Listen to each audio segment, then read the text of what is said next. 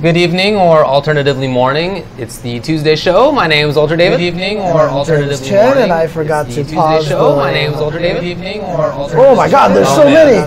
There's so many. Can people hear us? Just want to make sure that I have the audio setting correct here. Okay, I just want to make sure audio. Yes, that should be correct. Okay. All right. Welcome to the show.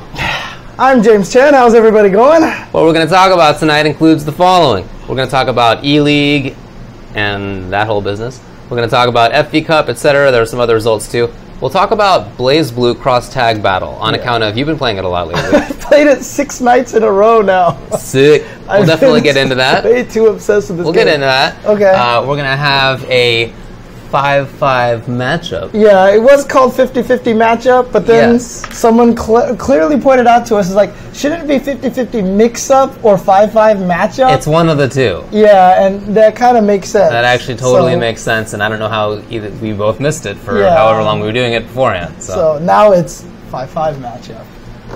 Anyway, we'll talk about BBTag being 2 out of 3 at EVO, at least at the start of things. We'll talk about Street Fighter V having issues again. Yeah, exactly. There was one other thing. NRS, the online. Story of online play on NRS's, I should say, Injustice 2's IPS circuit. But we'll get to that in a while. Let's get to the ELEAGUE. ELEAGUE playoffs were on Friday. It was the top 8 folks after starting with, I guess, 32 or something like that, whatever it was. It started with 24, 24, actually. yeah, that actually makes more sense. They reduced the field down. Anyway, it was the top 8, and it was good. Yes. Games. Yes. A lot about it was good. Anyway, the matches were crazy. I mean, we made our picks last week. Yeah. You rode Fujimura. I did. Well, to be honest with you, to be fair, at least the person who beat Fujimura basically took over what Fujimura was going to do. Pretty much. In the tournament, right? So, but, I mean, I picked Tokido. I'm just saying. Yeah, congrats. I picked Tokido. That was such a hard pick to make, right? I mean, what a gutsy call on my part to say that I thought Tokido, of all people, was going to win this event. Yeah. No, you're right. You're right. You did. So, of course, it's been an ongoing series. And this was the top 8 in the grand finals, and they must have planned a lot for it, and anyway, in many ways it was good. Look, again, at least they didn't have like the crazy extra game rule from last time's grand finals were bizarre. Winner's side person only had 1 extra game in the regular set, 4 out of 7 set, or something like that. It's like someone had to win more games in one set. Loser side had to win more games. Yeah. That was weird. So they didn't do that. They made other changes that I thought were beneficial. I really liked the new host. I thought that was great. Yeah, Malik, I think it's doing a great job there. Honestly, all the commentators are great. They're friends of ours, of course. They do a great job. One of the nice things about it is when you have good matches, when it's a good event, when the players are playing well, the event always shines, right? It's always about that kind of thing. And, if ELEAGUE can give us good matches like that, then it's exceeding what it needs to do. So, definitely, yeah. And, even on top of that, I'm not sure that that's all it needs to do. I would like it to portray the FGC in a nice light. Yeah, it's fair, true, and I think that they're doing a better job of that for the most part. Yes. I definitely think they're doing a better job of that. I think that the interviewer, who's, oh boy, I want to say Michelle. I think it was Michelle, yeah. Tough. Well, the one mistake that she made was, problematic. I mean, not in any sort of way, but that becomes an internet meme, and then the internet just will go in on that, right? Boy. She called Punk smug. Yeah. And I feel like her brain took 1 second and then was like, what did I just say? Yeah. And then you could see that she was like, all right, all of my info comes out now. And she just went on about how, Punk won last year. Of course, he's smug as somebody else. Smuggles were like just all the little words that she could think of that were like, guys, I know what I'm talking about. I just made a stupid mistake. Came out instantly. Dude, as soon as he said it, you could almost kind of see, and I felt for her really bad. You could almost just kind of see that's it. I'm never gonna live this one down. That's the end of it, So. For sure. So that was definitely a bummer. But no, yeah, I mean, like I said, but you know, that stuff's gonna happen. Yeah, for sure.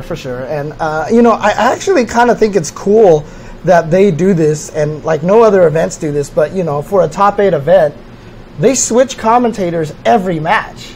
Yes. Like it's like they swap one guy out and then in it, so it's like a very different dynamic every single match, and I kind of like that. Actually, I kind of like having that kind of variety in the way that they presented it. So you know, yeah, that's what keeps they did. It fresh. They did that last year. They did that with the Injustice thing as well, and even on the commentary side, I thought it was cool. It presented a bunch of different matchups that are all fun to do. Right, exactly. And hopefully that was enjoyable for people as well. Malik definitely does play fighting games. I don't know if that's his primary background. I'm just not sure either way. Right. But he knows them. He definitely does play and watch for sure. Okay, well, let's talk about the top 8 here. Okay, so again, it was the top 8 out of 24. They all played their pools. They got in there. 4 of them started in winners, 4 of them started in losers, just like a standard top 8. And 7th place was Cyclops Gaming's Dogura with Urian. 7th place was Fudo's Fujimura with Ibuki. Ooh, very interesting. Very went out like surprising. A buster. Yeah, but I mean, again, the person who beat him beat everybody, so you can't really say anything. 5th place was Echo Fox's Momochi and Punk with Cody and Colleen and Cammy and Karen. Maybe the last time we'll see Punk with Cammy ever. Maybe so. Yeah, he indicated he's not happy with her. Yeah, he's not doing well with the character. So, 4th was Mouse Esports, Problem X, M Bison and Abigail. 3rd place, HX Twitch, CYG, BST, Daigo Umahara with Guile. 2nd place, Rise Smug with the greatest of ease, getting into 2nd place with Balrog.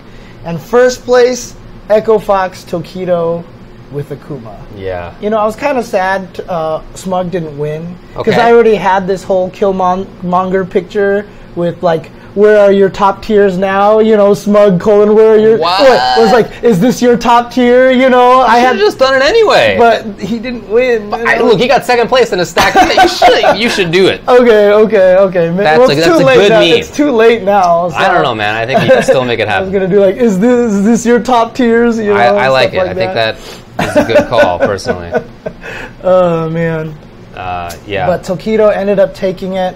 Indeed he did. And it was funny, too, the contrast in, you know, the interviews when you talk to Infiltration. Are you back? He's like, not yet.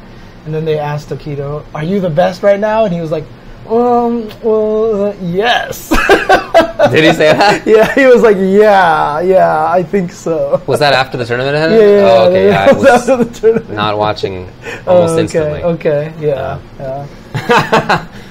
Yeah, dude, the matches were all super sick. But nobody predicted Fujimura to lose against Smug. I don't know if like actually anybody predicted that. That probably busted about 90% of the brackets. I really think almost everybody's bracket. Like whether you called Fujimura to win or not, like you thought he was getting 5th place minimum, not 7th. Yeah.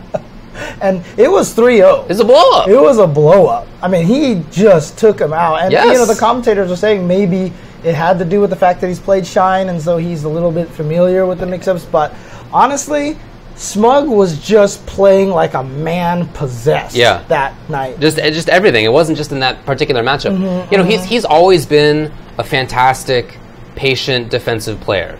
You know, the characters that he uses are characters that give him reputations for being very offensive and, you know, very combo heavy and stuff. Flashy. And flashy. But that's not actually his style. He capitalizes in ways that are really good.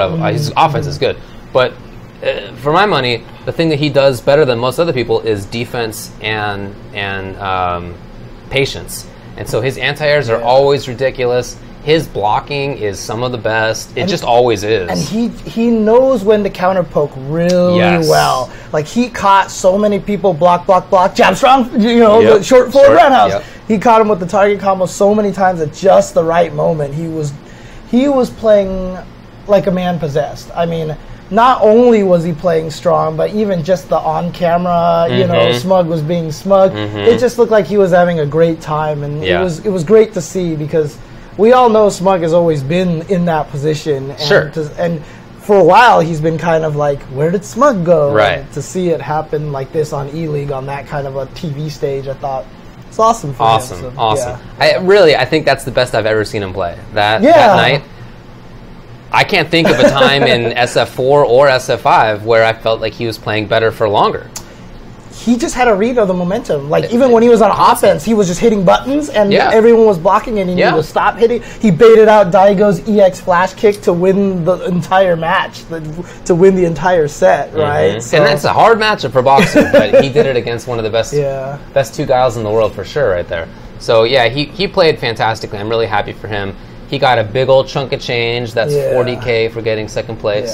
Yeah. And keep in mind, too, I mean, you had picked Fujimura to go all the way, right? But Smug beat him, and like I said, he basically took that position. The bracket you predicted probably was about the same. Honestly, with pretty just much was. those two switch. That's it. Yeah. Oh, man. Yeah, I think actually almost exactly the same. I think it might literally have been the same. With the exception also of Tokido taking first place. Yeah, not you the had guy Fujimura. who I picked. Yeah, exactly. But second place, whatever, it's still there. Yeah, $40K. Yeah, $40,000 for second place. $110,000 for first place.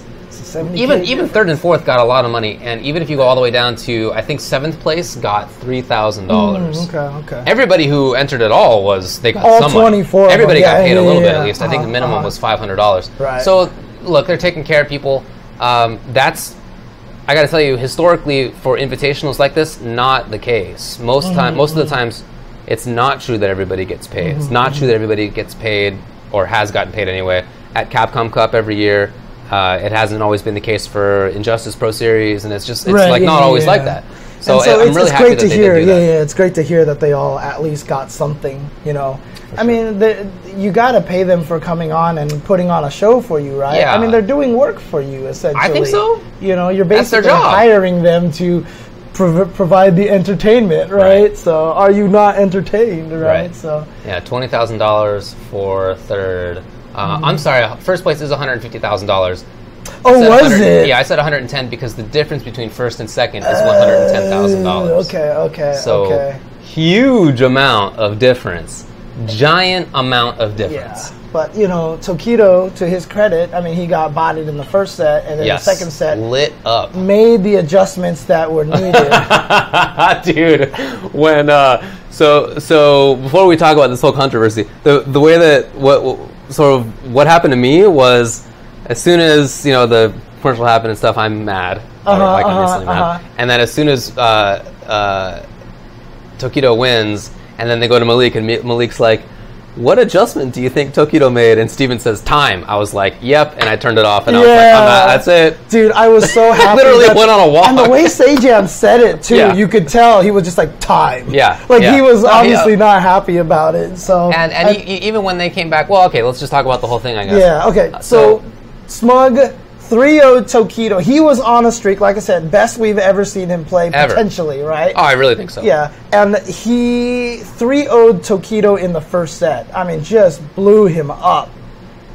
And then they were like, let's go on a commercial break. Yeah. And then when they came back, Tokido had meditated and did everything that he needed to do. Probably literally, because if people haven't seen him in between a set like this or before a set, he does actually meditate. Like, he will go into a meditation pose, and no joke about it. I mean, that's really what he's doing. Yeah, and the thing about it is, so a few things to establish first, right? The players knew about the break if there was going to be a reset. Right. They were well aware of that, so it wasn't like it was sprung as a surprise on him.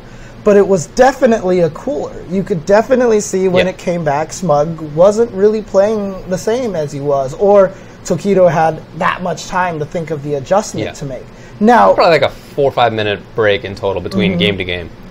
The interesting thing about it is, and this is just my opinion on this, is if the break is forced upon you, I feel like it's very different than if Tokido was like, go to character select and sit there and think for a while. Like, the mindset of what Smug is doing is probably a very different kind of thing. Like, if it was Tokido going to character select, Smug would probably sit there and be like, okay, he's worried, he's confused, he's flummoxed, like, he's thinking really hard, okay, now I can try to do this. But if it's a forced break, it's weird. Like, there's a different dynamic to it. I think you're right. And I know a lot of people are like, what if Tokido just took the break himself? Yeah. Like, it presents a different dynamic. I don't think it's the same. I think you're right.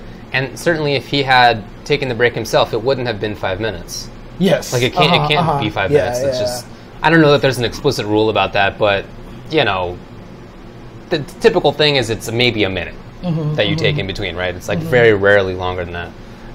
So there's just less time to think, and there's less. I think there's less adaptation in the way that it happened. I think you're absolutely right about that, and on the part of Smudge. Yeah, and even though the breaks are allowed at all the events, the game 2K actually went and did a study for the longest breaks, and the longest of breaks all occurred online CPT. Sure, that makes but that sense. was probably just because it takes a while to go back into the set. Whatever. But he said when he removed those, the average length of Grand Finals reset time spent in between was like 40 seconds. Yeah, that sounds right. It's typically not very long. People don't sit there for very long, and so 5 minutes kind of is a cool down in my opinion. It's for sure a cool down. The question is whether momentum in the way that I think we're implying actually exists. So I think the implication from what we're talking about is that if Smug had been allowed to just continue, and if Tokido had continued, rather than taking that 5 minute break, that there would have been more of a continuation of what was previously happening, right? That Smug's blow up, he dominated the first set, that would be more likely to continue than if there were a big break to cut down the momentum. I think that's real to an extent.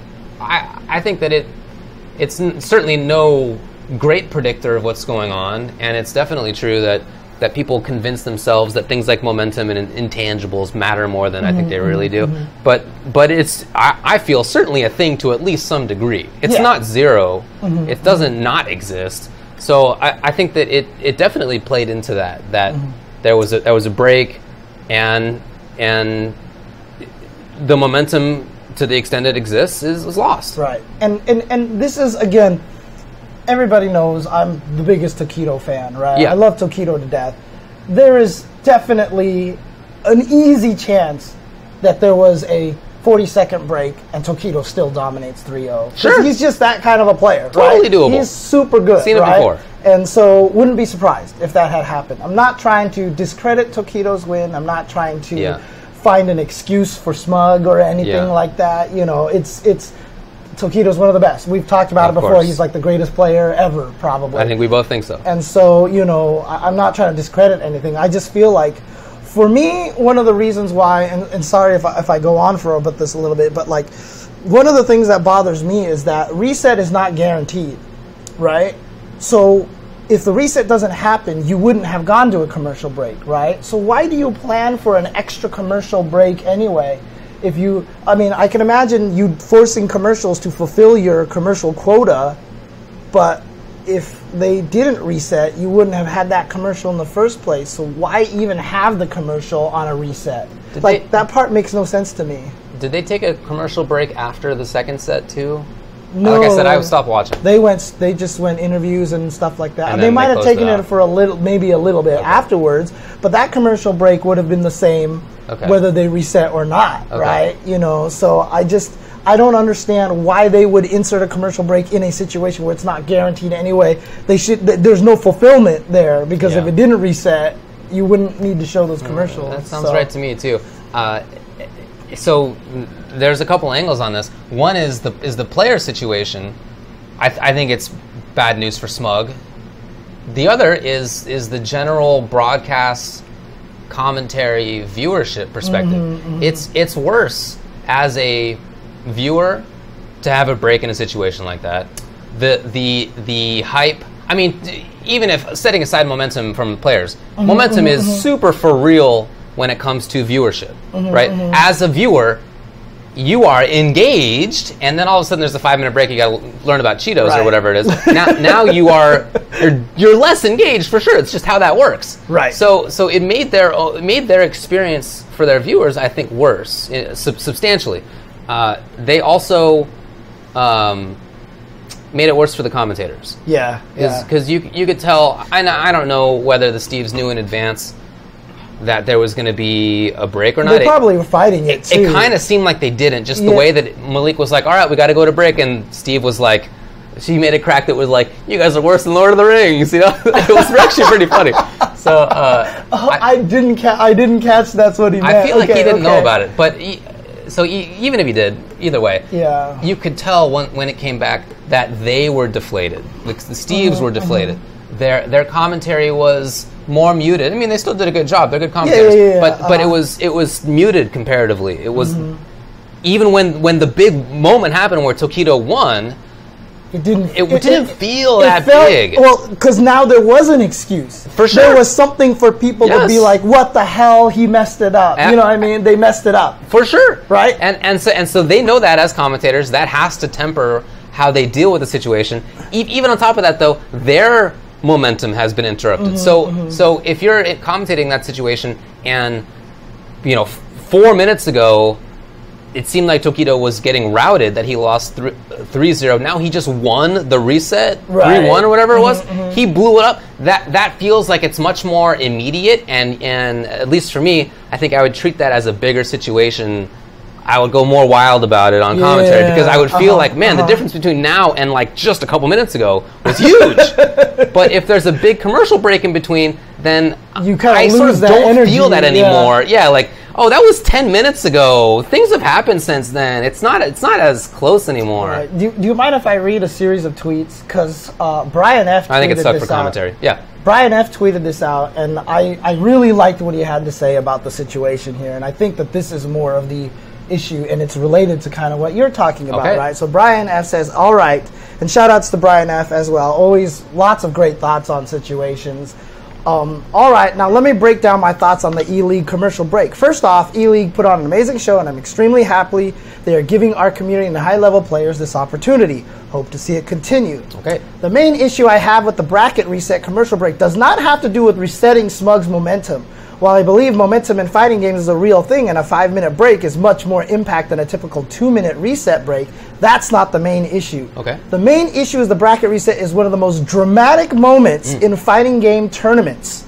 It is a huge source of drama that pulls the viewer out of the game itself and focuses on the players and the real humans putting on the show. This moment is where we can get an insight to the mental state of the players. We can feel the gravity of the situation. It's not just about a video game. There's over 110K on the line. There's pride, and there's body after body left on the wayside to the peak of this mountain. And now the player who came in with a clear advantage in the winner's bracket has his advantage ripped from underneath them. The loser's bracket player is running a marathon. How are they handling this? This is real, natural drama the show should be focusing on.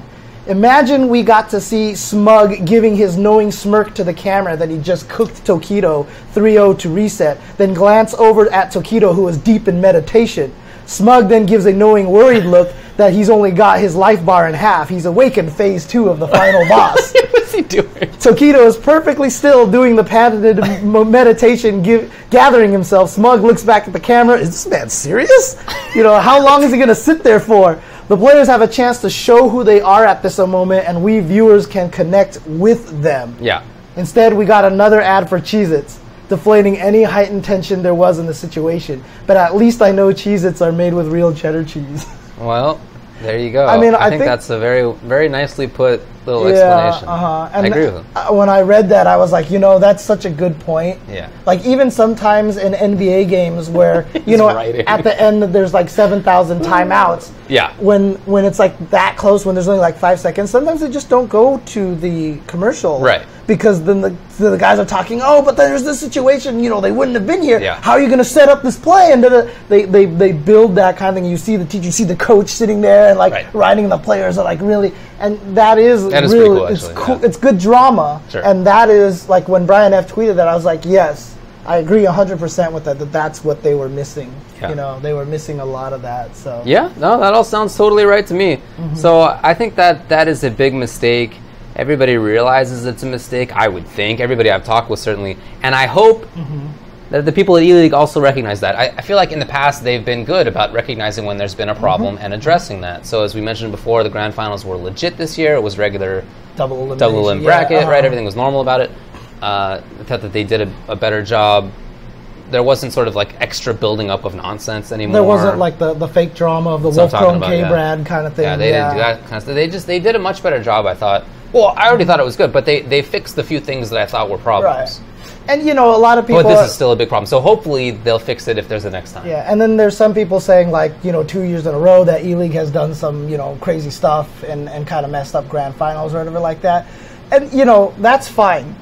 The problem is if they keep doing it. You know what I mean? If they don't improve. But everything that starts out is going to have problems for a very long period of time. And you got to give a lot of events the benefit of the doubt when they're trying to get into a space that they're unfamiliar with. If they do it and they're insistent, like, no, we're going to do this stupid, you know, rule where, you know, I forgot what the continuation rule and stuff like that. If they're insistent on that, then you just be like, whatever, you guys, you know, we're out of here. But if ELEAGUE does keep it, so like if next year they don't do the break, you know, at least they're learning, and that's good. That's good. So. I don't remember, even though I was there, was there a bracket reset for the Injustice ELEAGUE? I really don't recall. I don't even remember who won it right now. I mean, to be honest with you, I think I had it on. I think it was Dragon. Yes, it was. I had it on in the background. I had it on the background. I mean, I was there. Yeah. So there probably wasn't a bracket reset in that situation. Yeah, I don't think so. So. I just, if there was, it'd be nice to know what happened, but I don't think there was. So. Yeah, it's interesting too. This is one of the reasons why. Okay, good stuff. Shout outs, Foxy. Okay, what's up, Foxy? How's it going? But it's funny. I mean, if in case people are watching this on YouTube, Foxy literally showed up in the chat. Was like, no reset. I got schmopped. Dang, that was face. Who was even top? I feel like I don't remember this at all. I remember Foxy Grandpa getting second. I remember him doing well. Yeah, I remember him getting second. I'm trying to think of like who did well at that tournament, and it wasn't even that long ago. I was commentating. Okay. Anyway, yeah, okay. So they didn't have a chance to like see what it was going to be. Foxy Grandpa, did they tell you that there would be a break if there was a bracket reset? Do you recall that? If they let you know in advance? I don't. Okay. I never heard about it. Or maybe I did and I don't remember that either. He says, yeah, I'm pretty sure. You're pretty sure that there would have been a break? Okay. Okay. Well, I guess that wasn't tested in that situation. I think it would have sucked there too. Yeah. Even if there's not like a guy who's having the best night of his life destroys the best player in the world. Even if it's not like that, I still think that a reset, having a break there is still unfortunate. So I was about to say, well, that probably means then they didn't tell the commentators but then again, you don't remember anything that happened. No, I don't. I'm just bad at that in general, guys. So. Sometimes I hear him and other people talking about what happened at tournaments in like 2002, and I'm like, what do you do? How is that even possible? I don't remember what happened I was at Viennality like a week and a half ago. I couldn't tell you what happened. You couldn't remember what happened at like Top 8 Combo Breaker? We were talking to some people and I was like, oh, check out this part of the match, and you're like, I don't remember. Yeah, that was like 3 weeks before. Yeah, I don't know, that's hard. Oh, man, okay. That actually is very accurate. That's why delayed hyper commentary works, because I don't remember. Yeah, it's true. Absolutely true. Oh, that's funny. Anyway. That's so awesome. I hope that for the future, if there will be more stuff done by ELEAGUE, that they'll fix that, because as I've said, I think that they've been good about fixing the problems that they have had. And other than that, I don't have that much against what they did. I thought that they did a great job. Again, great commentary as always, great matches. The host did great work. They've, as far as I could tell, ran things well otherwise. Yeah. There was a break as they were waiting for people to come into the audience, and people watching at home were wondering why that was taking so long. It just takes a period of time. Yeah, you can't blame them for that. It just takes... It's better to have an audience there than not, I feel. Yeah, so and I'm happy to wait that. I'll tell you this, too, being on the production side, like, I know people, like, have messaged me on Twitter and stuff like that. They're like, do you think they should cut down on the breaks during, like, top 8s and, like, the pools and stuff like that? And I'm like, hell no. You don't understand how much commentators look forward to those breaks a lot of the time. Holy crap. It's like, I can go pee. Oh, can I get some food? Someone give me some water. And then, like, oh, let me put my head down. You know, like, dude, those breaks feel like 10 seconds for us, and like they're so welcome. It's actually kind of funny. Oh man. True. All right, good job for the most part. I see some people in the Twitch chat arguing about the continuation rule, whether it's good or bad. Let me put it succinctly and settle this argument once and for all with some excellent debate skills. Okay. Debate skills. Continuation rule just sucks. Sucks. Don't do it. Don't do it. It sucks. Crappy. Okay. That's it. It's dumb. That's all What I'm do you gonna think about say. that? Yeah, it's dumb. Smelly. Oh, man. Okay, well, outside of that, E-League was really good. Again, the matches are really good. Really kind of ironing Shoutouts it. to Smug. I'm very happy for you. Oh, yeah. Smug played...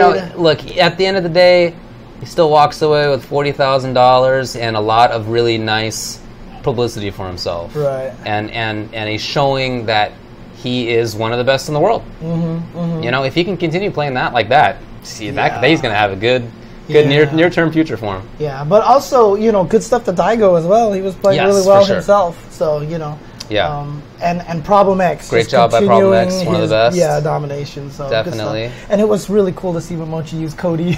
It was. I think Cody's good. I think he's super good. And good. People don't realize why the V skill is so good. One button uppercut. I just can't imagine why anybody doesn't think that's good. Yeah. Why? And I also feel like sometimes Mochi wasn't abusing it enough because, when you have no life left, it won't kill you. Yeah. You can keep doing it. So just keep doing things to get people to jump at you. Yeah, there were times when somebody jumped at him, and I guess it was just Dogra, when that happened and he didn't anti-air. That did happen. Not that many times, but a couple of times. I feel like that should be almost never. Yeah, exactly. So, especially because that's not the only good anti-air that character has. He's good. But I love watching Cody. I think Cody is one of the most interesting characters they designed for him.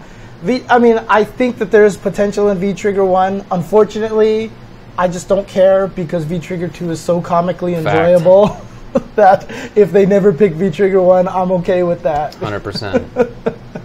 Oh, man. All right, enough of E-League. Yeah, so all right, let's move on Roach to some... King's thighs. Let your people know that they mostly did a good job.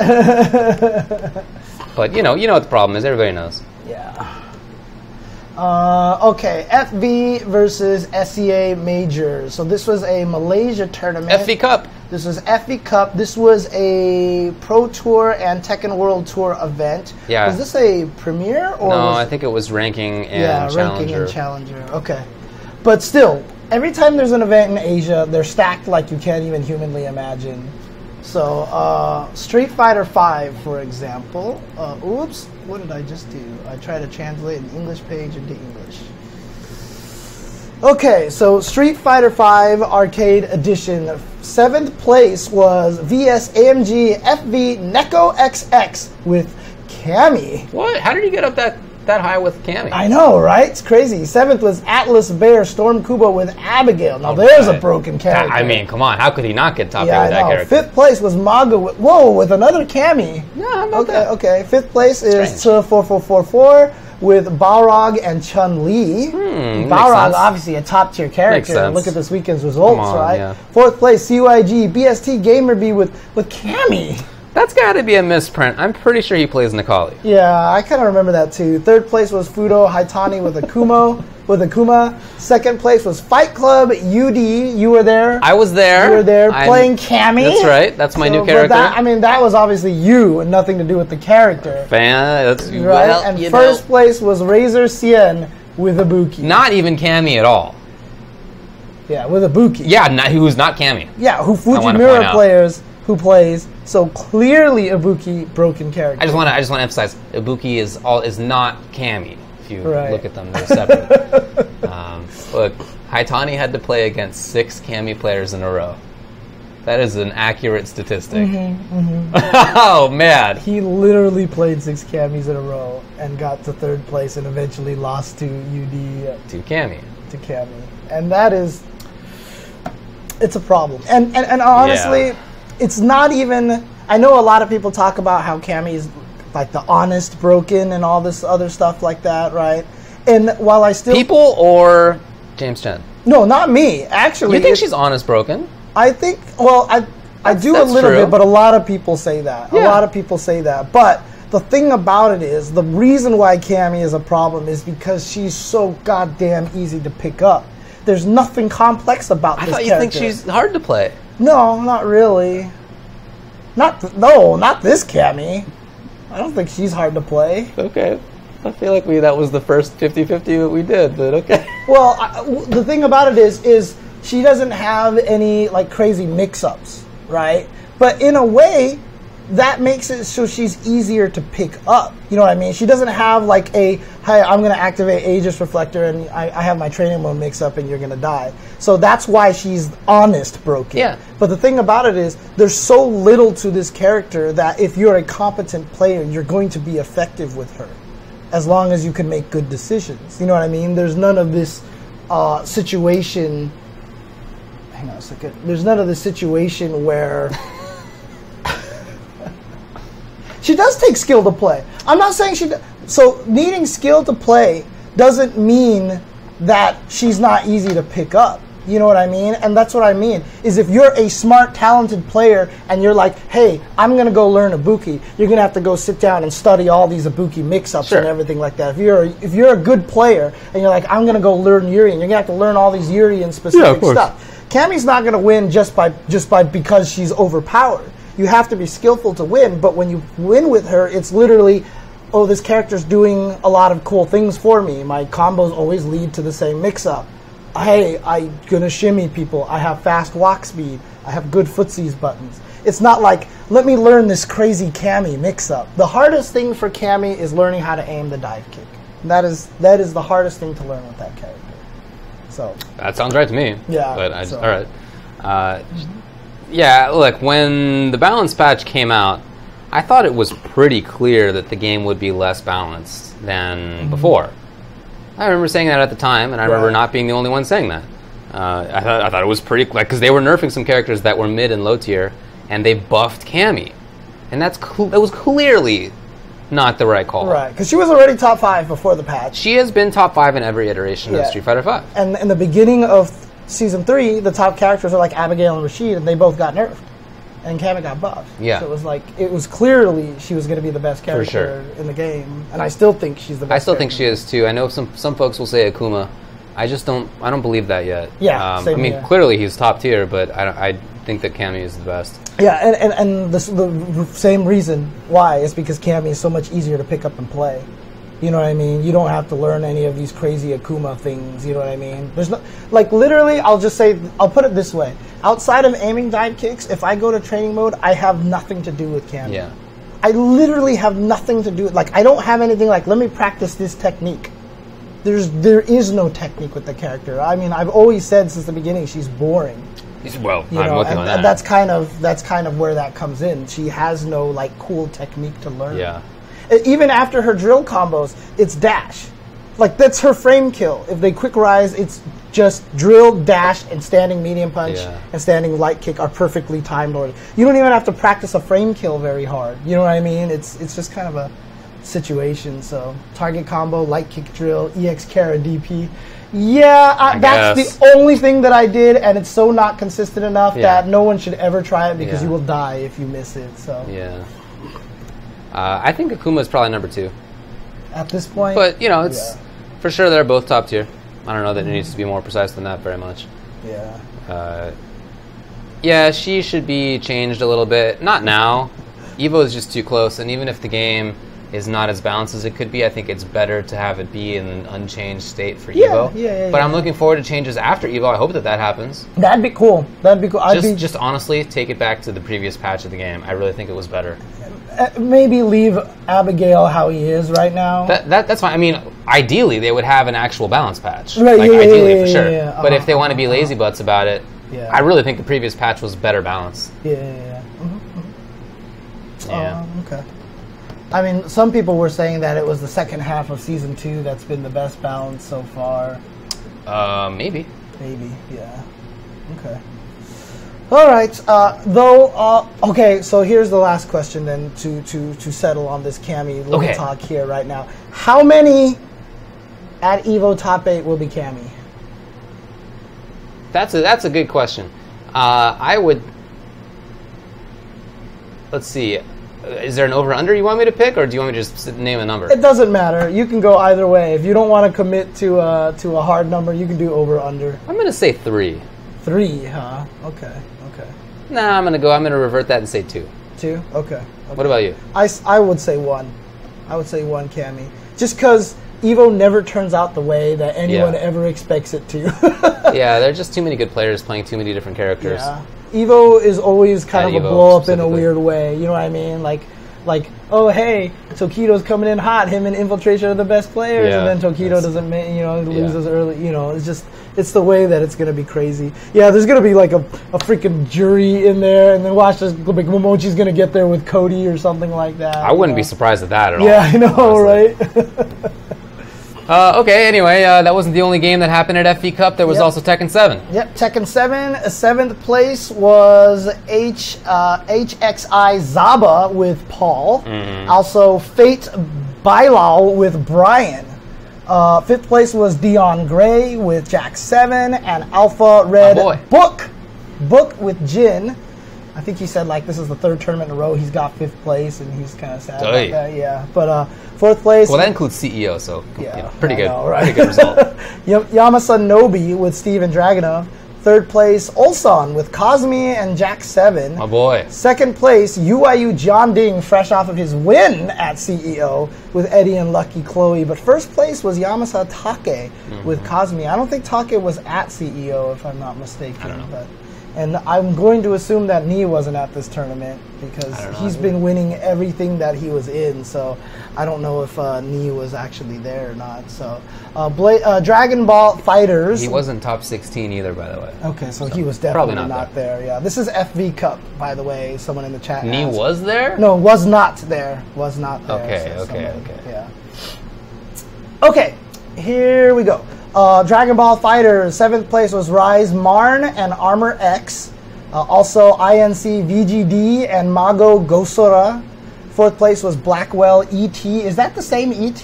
King of Fighters ET? I don't know. That would be cool, though. Can somebody in the chat let me know if that's the same ET? 3rd place, Walker Abigain. Oh, okay. All right. Oh, yeah. Still playing that ugly team. Nappa, Goku Black, and Android 16. 2/3 of that team makes sense. Okay. But that's Abigain. It's the same ET. He won the KOF tournament there. Okay. Sick. Oh, we haven't gotten there yet. Okay. 2nd place, Coco Moom with Gohan Adult, Cell, and Vegeta. And 1st place was CGP Alden with Gohan, Cell, and Kid Buu. Ah, the variation. Yes, there you go. Way different. Cool, though. That's oh wow, I'm interested in these results. Dang, I kind of can't believe this result. All right. So 4th place was Dinman with Tager and Kanji. Tager Kanji? Wow. How does that work? That sounds super ugly. Anyway, go on. 3rd place was Tager. Anyways, we'll get to that in later. 3rd place INC VGD, who we saw up there at Dragon Ball, if I'm not mistaken. Yes, in 5th place.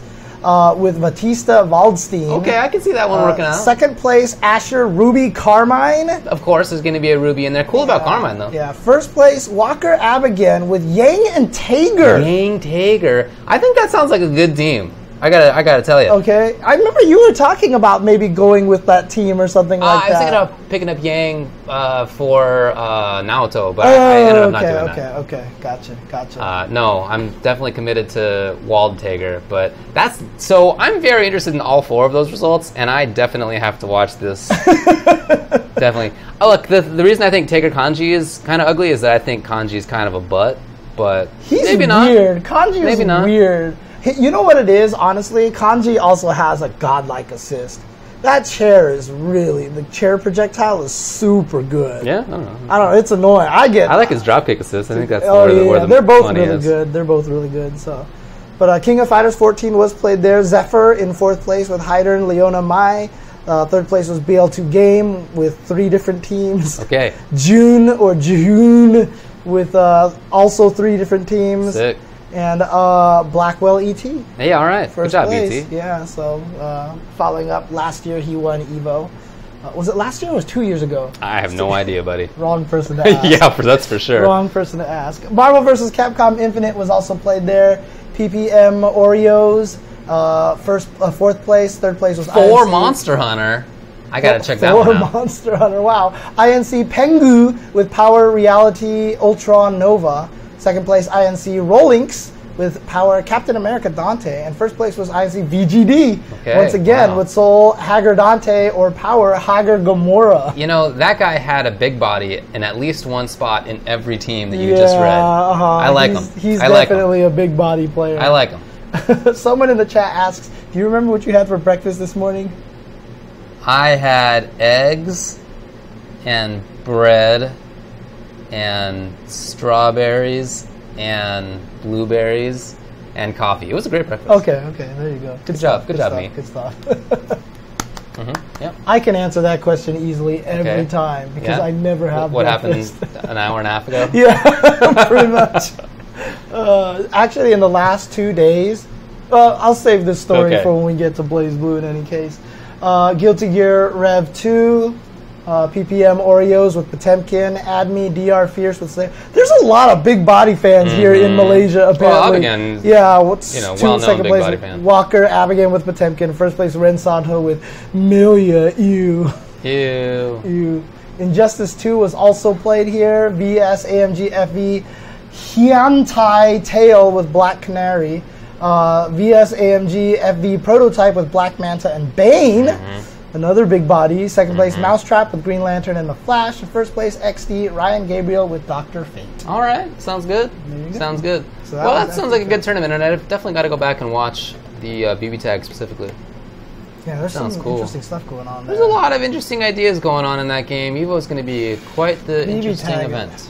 It's that same kind of situation. It's a shame that MVCI is not there because I feel like people would be busting out crazy stuff out of the woodwork all over the place. There's so much variety in how the game is played right now. Yeah, but I mean, honestly, BBTag, the way that game... Let's take a break, and then when we come back, we'll talk about tag. Right. We got a whole thing where... Well, we have some more results. Okay. We have some more results. Actually, I don't know if I have the Red Bull Conquest, Dallas, and St. Paul results here. Well... Yeah, I don't have the results, but those took place this weekend. They happened. Yeah, there was definitely some significant victories for certain players. Let me see if I can find it here. Red Bull Conquest. I just want to give people their proper shine, basically, here. I see. Okay, St. Paul. I see a Reddit thread. Let's see if Reddit has the results on here. Nope. Here we go. Results brings me to same place that the other links that I had. Okay, so at Red Bull St. Paul, let's see here. It's right there. Oh yeah, you're right. Okay, so 7th place for Street Fighter V for Street Fighter V were Bobcat, Duff, and Marine. Oh, good stuff, Marine. Awesome. 5th place was Zachary United States and King Techno. 4th place was Kangaroo. 3rd place was Mike Yaru. 2nd place, Just a Kid. And 1st place, Mojo, who's been having a great year so far. He won Frosty Faustings. He won this. So a very strong player that's trying to travel a little more. He did really well at Northwest Majors is what it was. Tekken's top 7 was 7th place was Maybe Me and Reggie. 5th place was JK Smash and Xiang. 4th place was Esam, not Esam, which is the Smash player.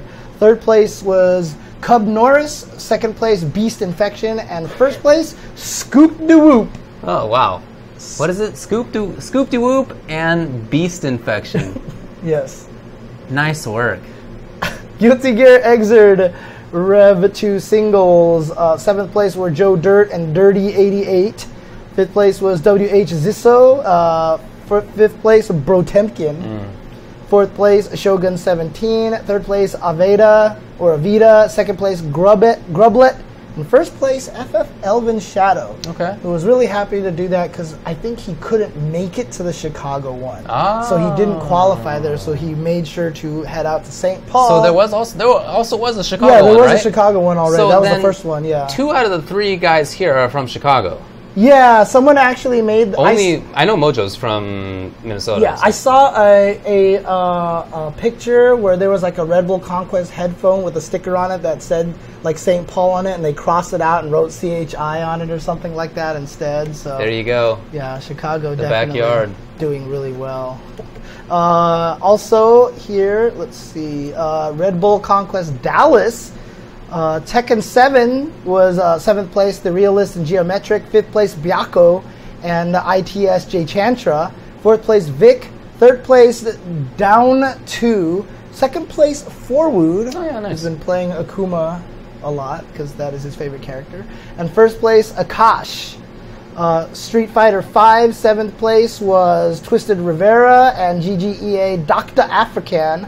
5th place, GGEA. Oh, they're all same thing. Twisted Rivera is GGEA as well. 5th place is GGEA Oliver Queen. Nice. 5th place was also Magneto 1080p. 4th place is Cyber's Just Run.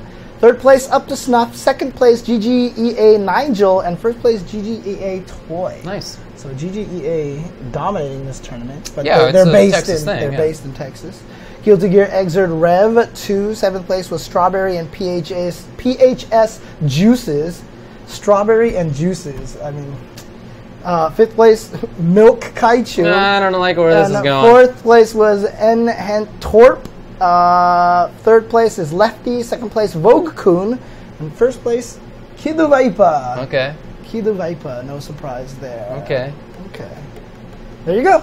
So Cool. all those top 1st place winners will be competing in Red Bull DC, Red Bull Finals, Conquest Finals at the end of the year. Alrighty.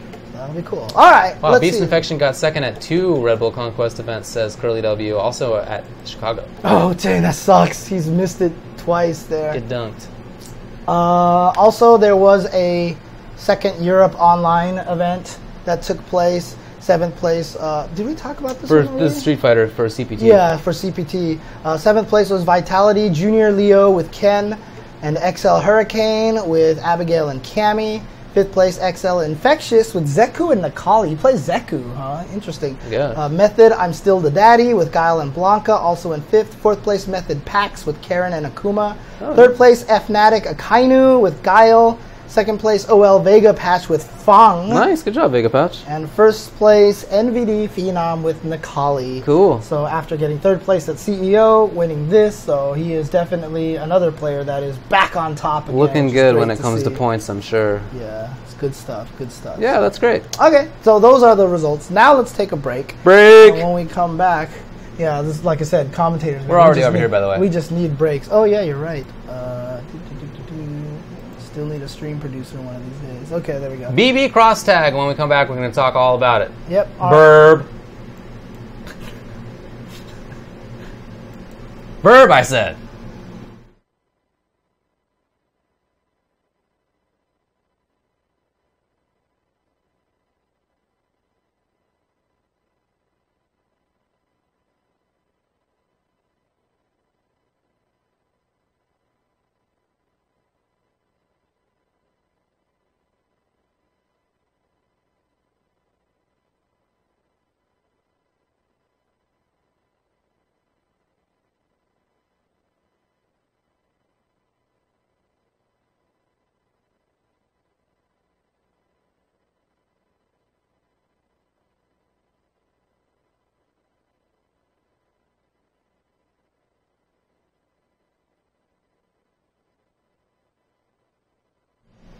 So David came in here, and he's sitting here with this giant jar of peanut butter. I have a jar of peanut butter.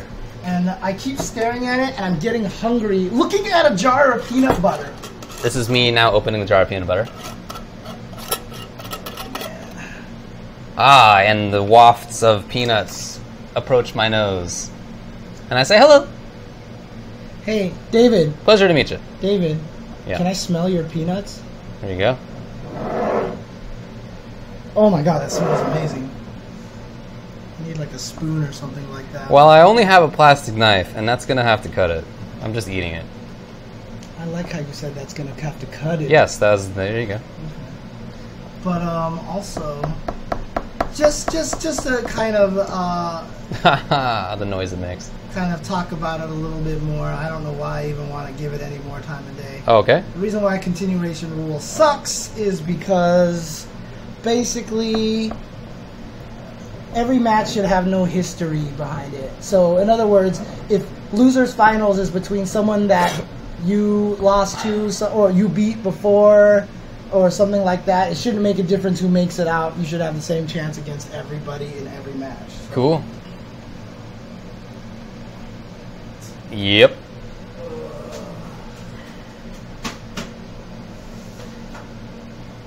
You, my friend, do not have another utensil anywhere, right? I don't. Yeah. I can't eat any of your nuts or anything like that? Yeah, you can have some nuts if you want. That's fine. I mean,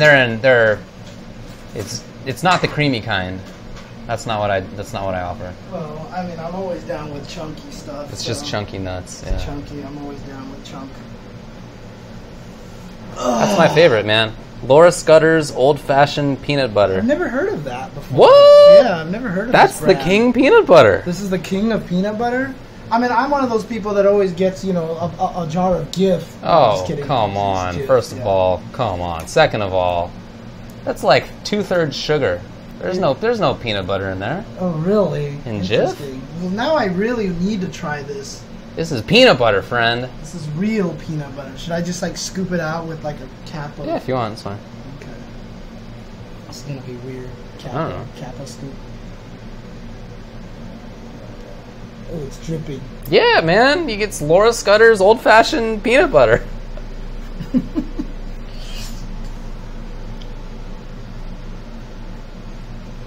Oh, wow. Yeah. Real peanut butter. I can definitely taste the less sugar on this. Right.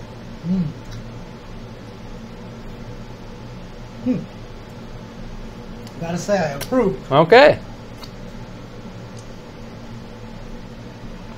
That is some.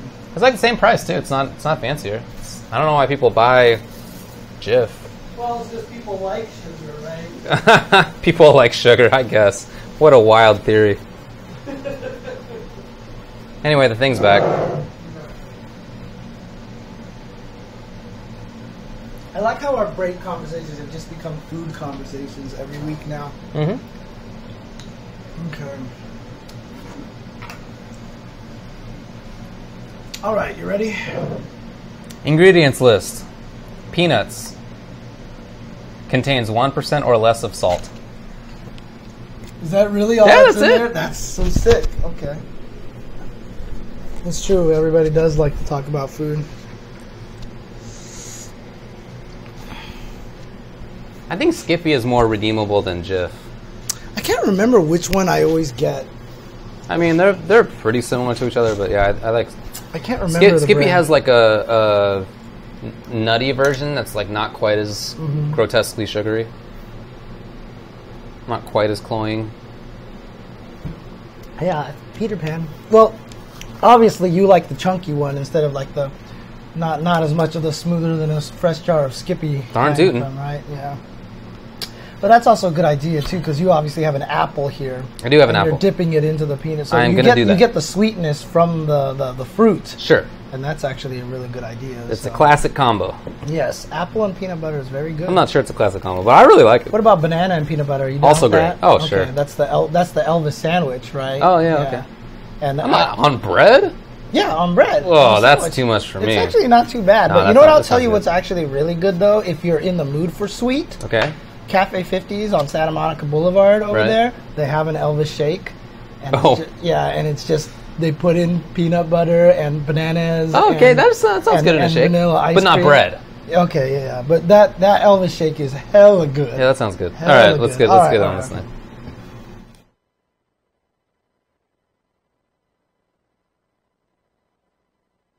Yeah, celery and peanut butter is also very appropriate.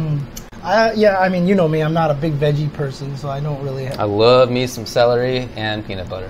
Okay. Anyway, let's talk about the next topic, which is BB cross tag, aka Blaze Blue cross tag. That's what the BB stands for. Yeah. I've been playing it a lot ever since it launched. In fact, before it launched, I found that I really, really liked the demo, so I ended up buying both the PlayStation and the Switch version so that I could play it as much as possible, which I indeed have been doing.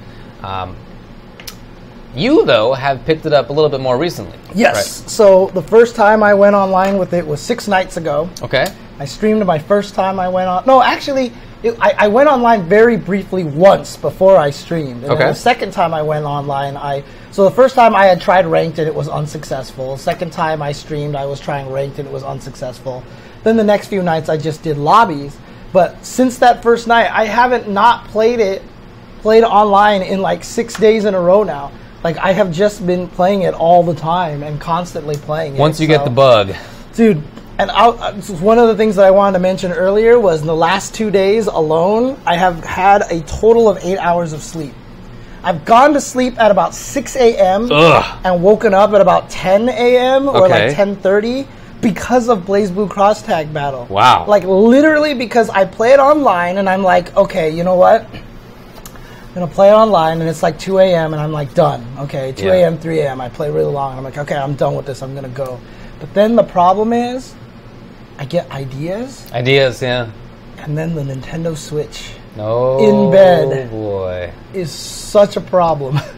It is such a problem. You're grinding it out in bed. I'm actually, yes, I am definitely doing a lot of grinding in bed. Good job. So it's just like, it's dangerous because I'll be tweeting about it and someone's like, you could try to do this, and I was like, I could, and then this is like, and the crazy thing about it is the Switch is basically never turned off. It's always in sleep. Yeah. So it's like, oh, let me pick it up, hold the thing, hit A, training mode right where I left off. Yep. It's so fast to get back in there, dude. Switch is the god of consoles right now. Look, it's basically the only console I play other than, well, I play PC and Switch. Yeah, So, I mean, yeah, and trust me, not having a joystick makes it rough.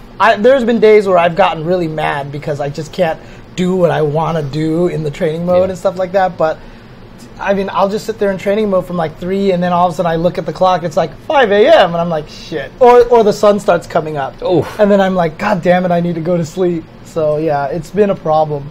It's a real. Well, I mean, I didn't quite have that level of addiction, but when I started playing it, I definitely played it every day, for sure. I played it over breakfast, and I played it over lunch, and I played it after dinner, and yeah, I played it a lot. I still play it. Yeah, and it's too fun. The craziest thing about this game is it's what I've discovered about this game is that I feel like it's the best game since. Dude, can I have a chunk of apple, please? Like, give me just a small chunk of apple. Like, cut that one in half. Cut it in half, dude. And then I'll take a half of that. But honestly, outside of Melee, I want this with the core and the seeds. A seed on top. Oh, right? You're trying to poison me, David? This is how it works? You're poisoning me with an apple seed? Look, it's a little garnish. I can't. Do you really want me to eat this? Maybe not. Ew, it was sprouting. That was a sprout seed. Does that make it worse? Oh, yeah, way worse. Does that make it worse? Oh, that's disgusting. No, I didn't eat it. Here you go. Oh, God. Thank God. The sprout doesn't actually matter. Yeah, I know. Dip into this. But I think BBTag is actually the best fighting game since Melee to have that really good ease of entry versus really high skill ceiling and really massive depth to the game. Yeah. It's like if you were scared of the game, because I was skeptical at first. I was like, I don't like the 2 buttons. I hate the 2 buttons and all these other things like that. I just didn't think there would be much to the game. But there's a lot to the game, and it just keeps getting deeper and deeper the more I play it, and just keeps getting crazier. But it starts off, and it's very accessible. It's very easy to play, but then it's just the madness that the game ensues afterwards is crazy. And so, you know, I feel like it is a great example of the kind of fighting game that I want people to make, and a great example of how lowering the skill ceiling lowering the barrier of entry does not mean producing a low skill ceiling.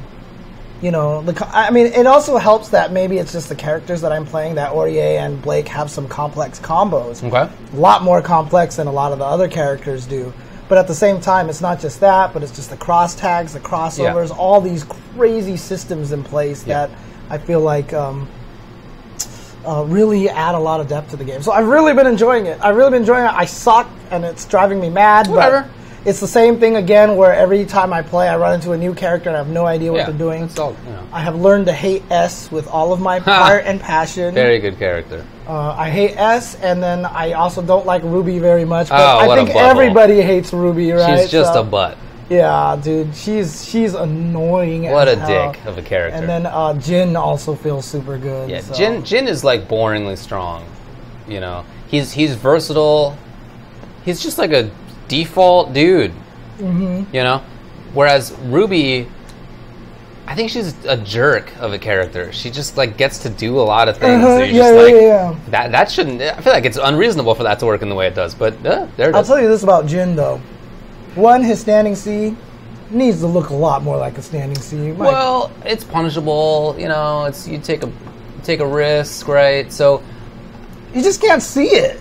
I think in certain matchups it's probably not. I guess like it depends on, I guess, the character you're playing against and the range you do it from. But typically it's like pretty close, and you can just press A to punish it. So it's. I feel like it's not. It's certainly great. It's very good, but. There's a lot of good stuff in the game, so I think that's fine. But the other thing about Jin, honestly, that fireball assist is a problem. Yeah! That thing is a problem, and it's so slow that it extends combos after supers. It's like hidden missile. Yes. Someone did a whole combo, and then the thing came and hit, and then he got to do combos afterwards, and I was like, what? I was like, oh my god. That was the CEO champion who came and destroyed me in the game. He was just doing these ridiculous Jin combo. Jin, I think he was you. Was it Hyde or you? I think he played Jin Yu. Yeah, I think it was you. Yeah, you and Otokami.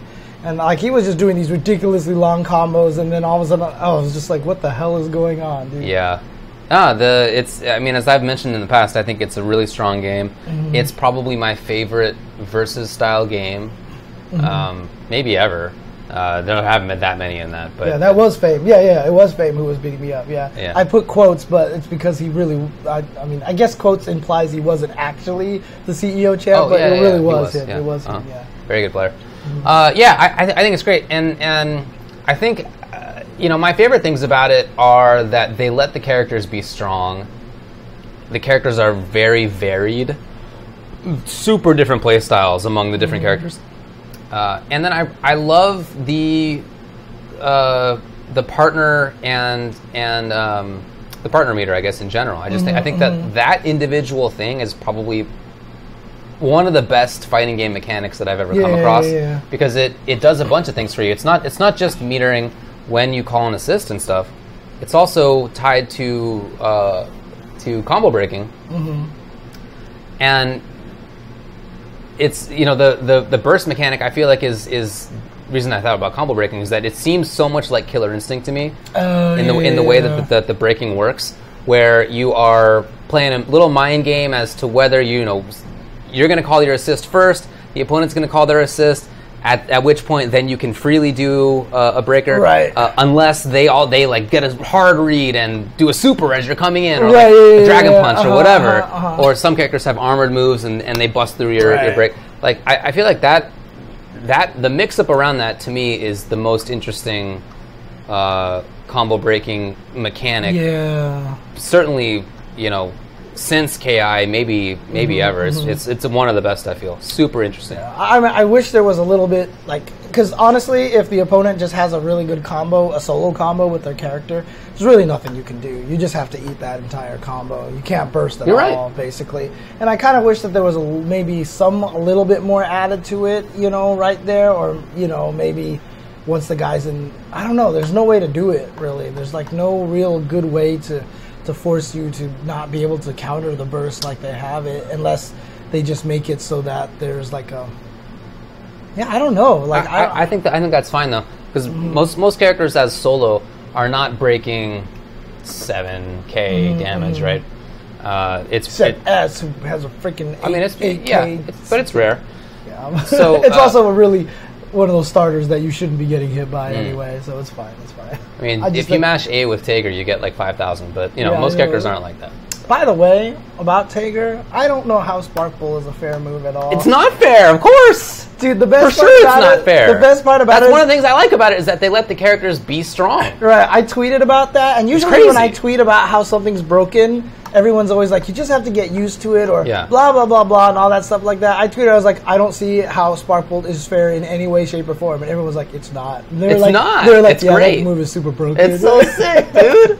Yeah. So, I mean, I played against a Waldstein Tager team. Did you really? Yeah, and I got destroyed by the team. I didn't know who. I just got bodied. I don't remember what the handle was. And then I tweeted out the Spark Bolt being a problem. And Jan responded to me, and he was like, you just have to bait it out because you know they're going to Spark Bolt eventually, and that was me. So I played Jan. Oh, it was Jan. It was Jan that I ended up playing and getting beat up by, which made me feel a little better about it. He's a pretty good player. He's kind of good, but man, that team just destroyed me, dude. That team is such. I mean, again, it's Hulk Hagar. It really is Hulk Hagar. It's so good. Wild Tager, I mean, they just hit you from across the screen at any point in time, and everything leads into a combo thanks to Spark Bolt, dude. Yeah, I played against Ryan too. It's the team is. I mean, certainly part of it is early grappler syndrome. Why it seems so strong for you. You'll definitely get used to part of it, and it won't seem quite as strong anymore. But it definitely will end up being a good team. Still, It's not going to end up bad. There's just times where like, you know, he starts charging his standing B, and I jump, and I'm like, I got you now. Hit an attack button. Oh, there's no hurt button. There's no hit button. You can't hurt it. It's just armored, yeah. You just can't do anything to it. And I was like, what the hell? Got guard point. Oh, man. Yeah. But you know, like, after you block 5B, he doesn't really have great options. The overhead is unsafe afterward, so you should default to the low. But, you know, if he tries to do a 2B afterward, you can interrupt it. It's like, it's not... Yeah. He definitely has issues, but he's strong for sure. Dude, my team is amazing, actually. I'm just not good myself right now. I just need to learn to get better with it. Blake is a really hard character to learn, I think, because she's very unconventional, but she's definitely one of the best characters in the game. I think once you get control with her, she's like super, super good. So, but, you know, speaking of BlazBlue Cross Tag Battle, like I said, I'm enjoying it right now. I'm having a good time. Again, we've mentioned this before. Highly recommended that you try it out. I didn't expect to care about it. A lot of people I know who care about it a lot, including, you know, BG Callisto's talking in that chat. He didn't expect to care about it. You had issues with it coming into it? Even one of the guys who talked to me early on who had issues with it is playing it right now. Seriously, it's such a good game. It's so fun. Super interesting game. Highly, highly recommended. Yeah. But interestingly enough, it's overtaken Melee at EVO, and Wizard tweeted out today that it has over 1,000 entrants.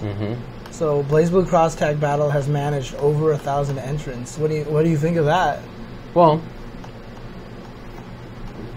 it was doing better than Injustice at the start. Wait, did it surpass Smash 4 or Melee? Which game did you say? It was Smash 4. Oh, it surpassed Smash 4. Okay, so Melee is still in. Did you say Melee? I said Melee. Didn't even notice my bad. That was my set. Yeah, it was Smash 4. Okay.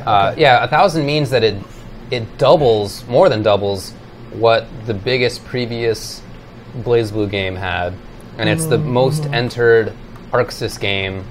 I guess Dragon Ball FighterZ is also going to beat that at the same time, right? But you know, it has more interest than any previous. Yeah. That's I guess maybe that's the way to put it. Is it's only ArcSys rather than ArcSys plus Bandai Namco. Plus Toriyama Company. I guess So that kind of has a lot to do. Oh, for sure, the IP is a big part of the success there. Right. So the popularity is great.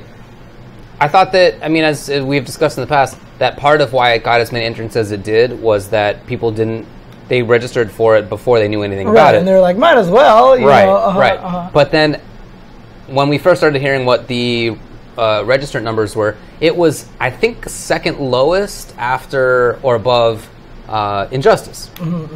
Since then, it's clearly gone up a lot. Right. And I think in the meantime, everybody else who's tried it has been having this same discovery that we have, which is didn't expect to care that much about it, but it's super sick. Yeah. And everybody keeps talking about it. So I feel like there's been a lot of just word of mouth about the game. I haven't seen, not in the US anyway, like advertising for it or anything. It's just word of mouth you got to try this game out. It's super good, and people are talking about it, and I feel like that's a big reason why there's so many entrants. The biggest concern I have right now is it hasn't quite had that cross-genre appeal, I guess, that Dragon Ball has. I haven't seen like the NRS players playing it and stuff like that. But I think that's not to be expected. Yeah, but I mean, honestly, I feel like it's because the thing about it is, like, we've talked about Uniel and Unist a bunch, and we love the grid system. We love how deep the system is. A lot of really well thought out mechanics and everything like that, and how they design the game and everything like that.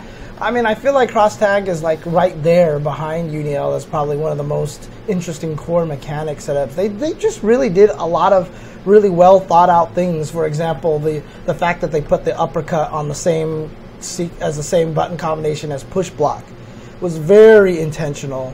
And it's such a good idea, because now if you bait out push block, you can kill someone really badly because they can't burst at all, right? And so just a lot of like really smart design. You can't mash push block either, because if you succeed, you push block and then uppercut and die.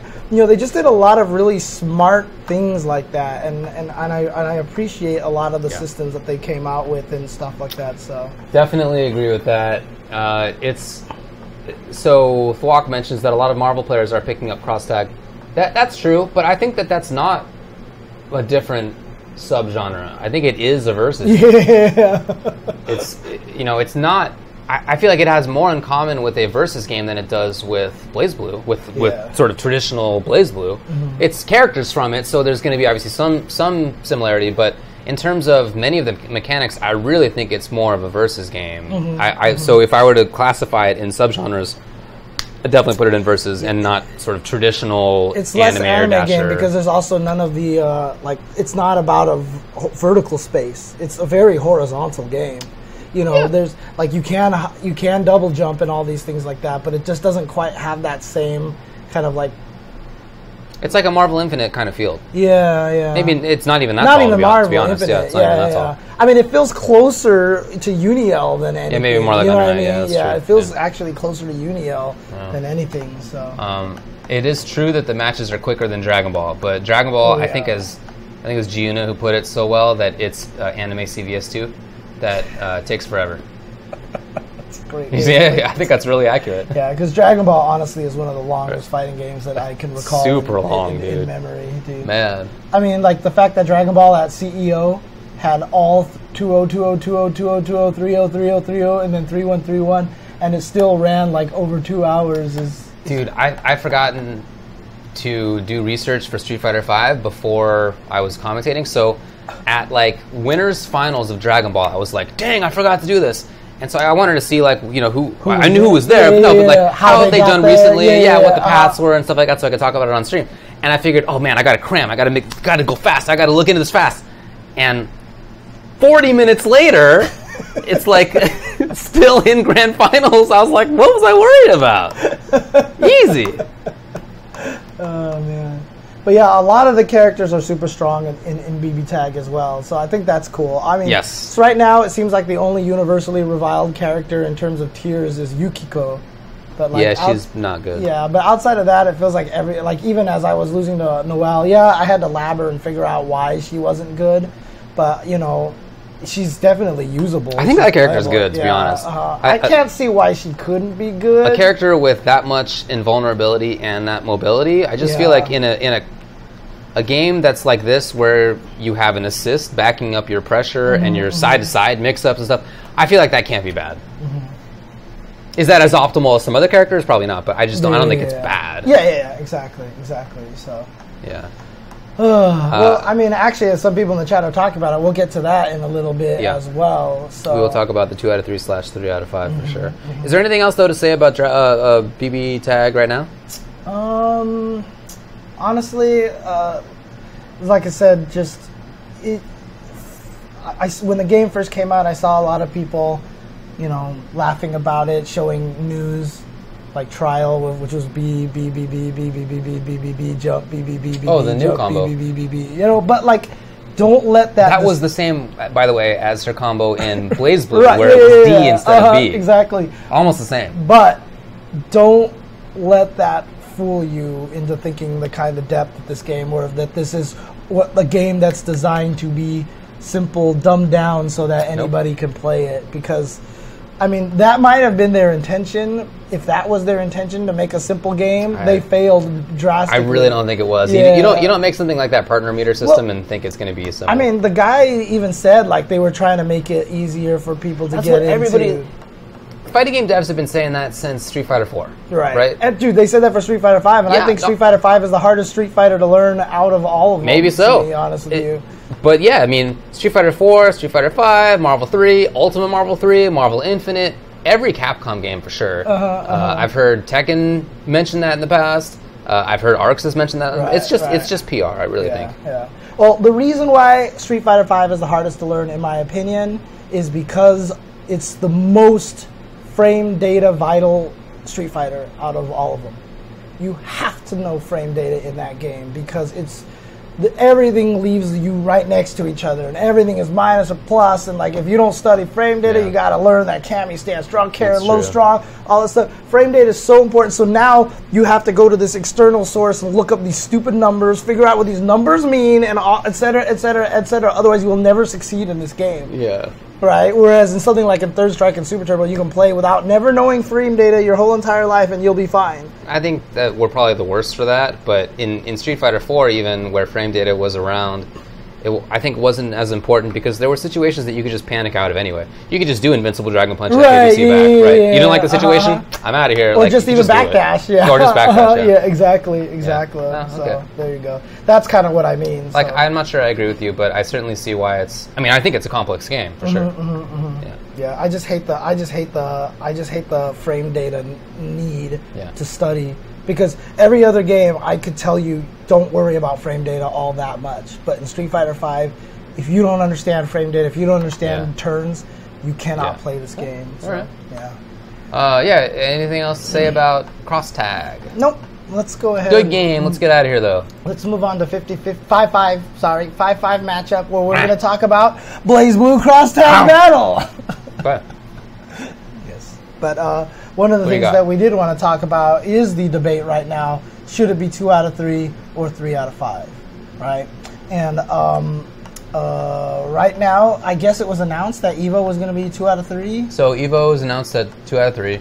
They also said, though, that they're going to be monitoring the tournament and that if it goes fast enough, then they'll change semis and so forth to be 3 out of 5 instead.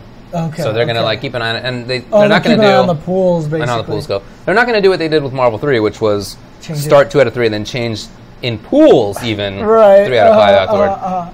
They're not going to do that, but they are considering making it so that later stages of the tournament will be 3 out of 5. I didn't know Tom actually put some math. Oh, I haven't seen math. Yeah, let me take a look at this.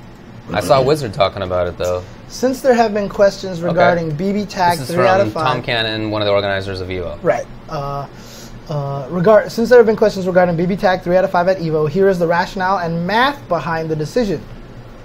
Link to the data and math at the end of this tweet thread. EVO BBTag pools rules. 24 players per pool, 4 game setups per pool, top 3 per pool, advance.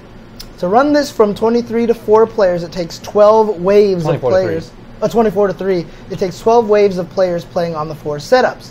A 3 out of 5 BBTag match on the average takes 8 minutes and 41 seconds.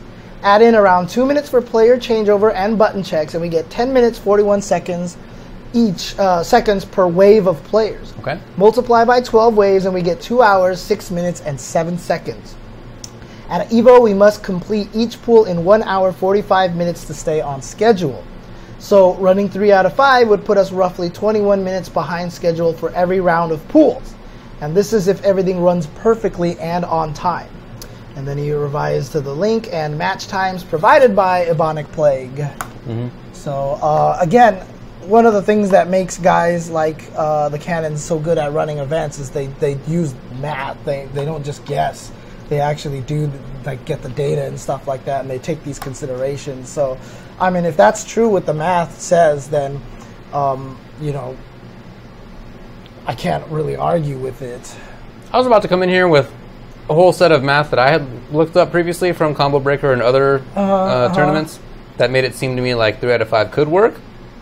And I was going to try to make this be like an actual 5-5 matchup, we actually disagree on things, but Tom blew it up, everybody. Tom blew it up. Sorry. I mean, what was your findings in any case? That they varied widely, that the timing results varied widely, and that I thought part of why it varied widely was that some of the results that were longer were the earlier ones, and then I think that as the game develops, it's going to go faster, not slower. Okay. So I think that the game is developing into a thing that will go fast, and then I think 3 out of 5 kind of does make sense for a game that goes as fast as it does, and where there can be, I mean, in some rounds there can be 2 key decisions, and that's it. If you make the wrong calls. God, I lost the whole match because I got happy birthday and it was very painful. And I was so sad. You can get happy birthday. I've seen people get happy birthday and take 11k damage on each character. Yep. And then they make one more bad decision where they're playing and they call the assist again and they get happy birthday and that's it. Yep. They made 2 decisions and they lost. Yeah. So that's not common, of course. But it's possible, and I think that as the game develops, it seems to me to be going faster and faster. So, what I like from Evo is that they at least say that if pools are going fast, then they will consider it mid-tournament to change the later rounds of the tournament to be 3 out of 5. And I would certainly hope that top 8 would be 3 out of 5, if nothing else. So even Callisto's in the chat right here. He actually says. His data, a 3-2 in BBTag was 10 minutes consistently. And if that's the case, you have to plan for worst case scenario at a tournament. Yeah. That's smart planning for an event, right? And in fact, they're going with the average already. So that's already kind of dangerous to go with an average because you could just end up that maybe as players get better, maybe it does take longer or something like that. It's certainly possible. Yeah, I don't know. We don't know, but we'll find out. Yeah. At EVO, we're definitely going to find out. But yeah, I mean, I think Tom Cannon put it pretty succinctly. To be honest with you, I was all coming in here ready to argue, man. But all right, fine.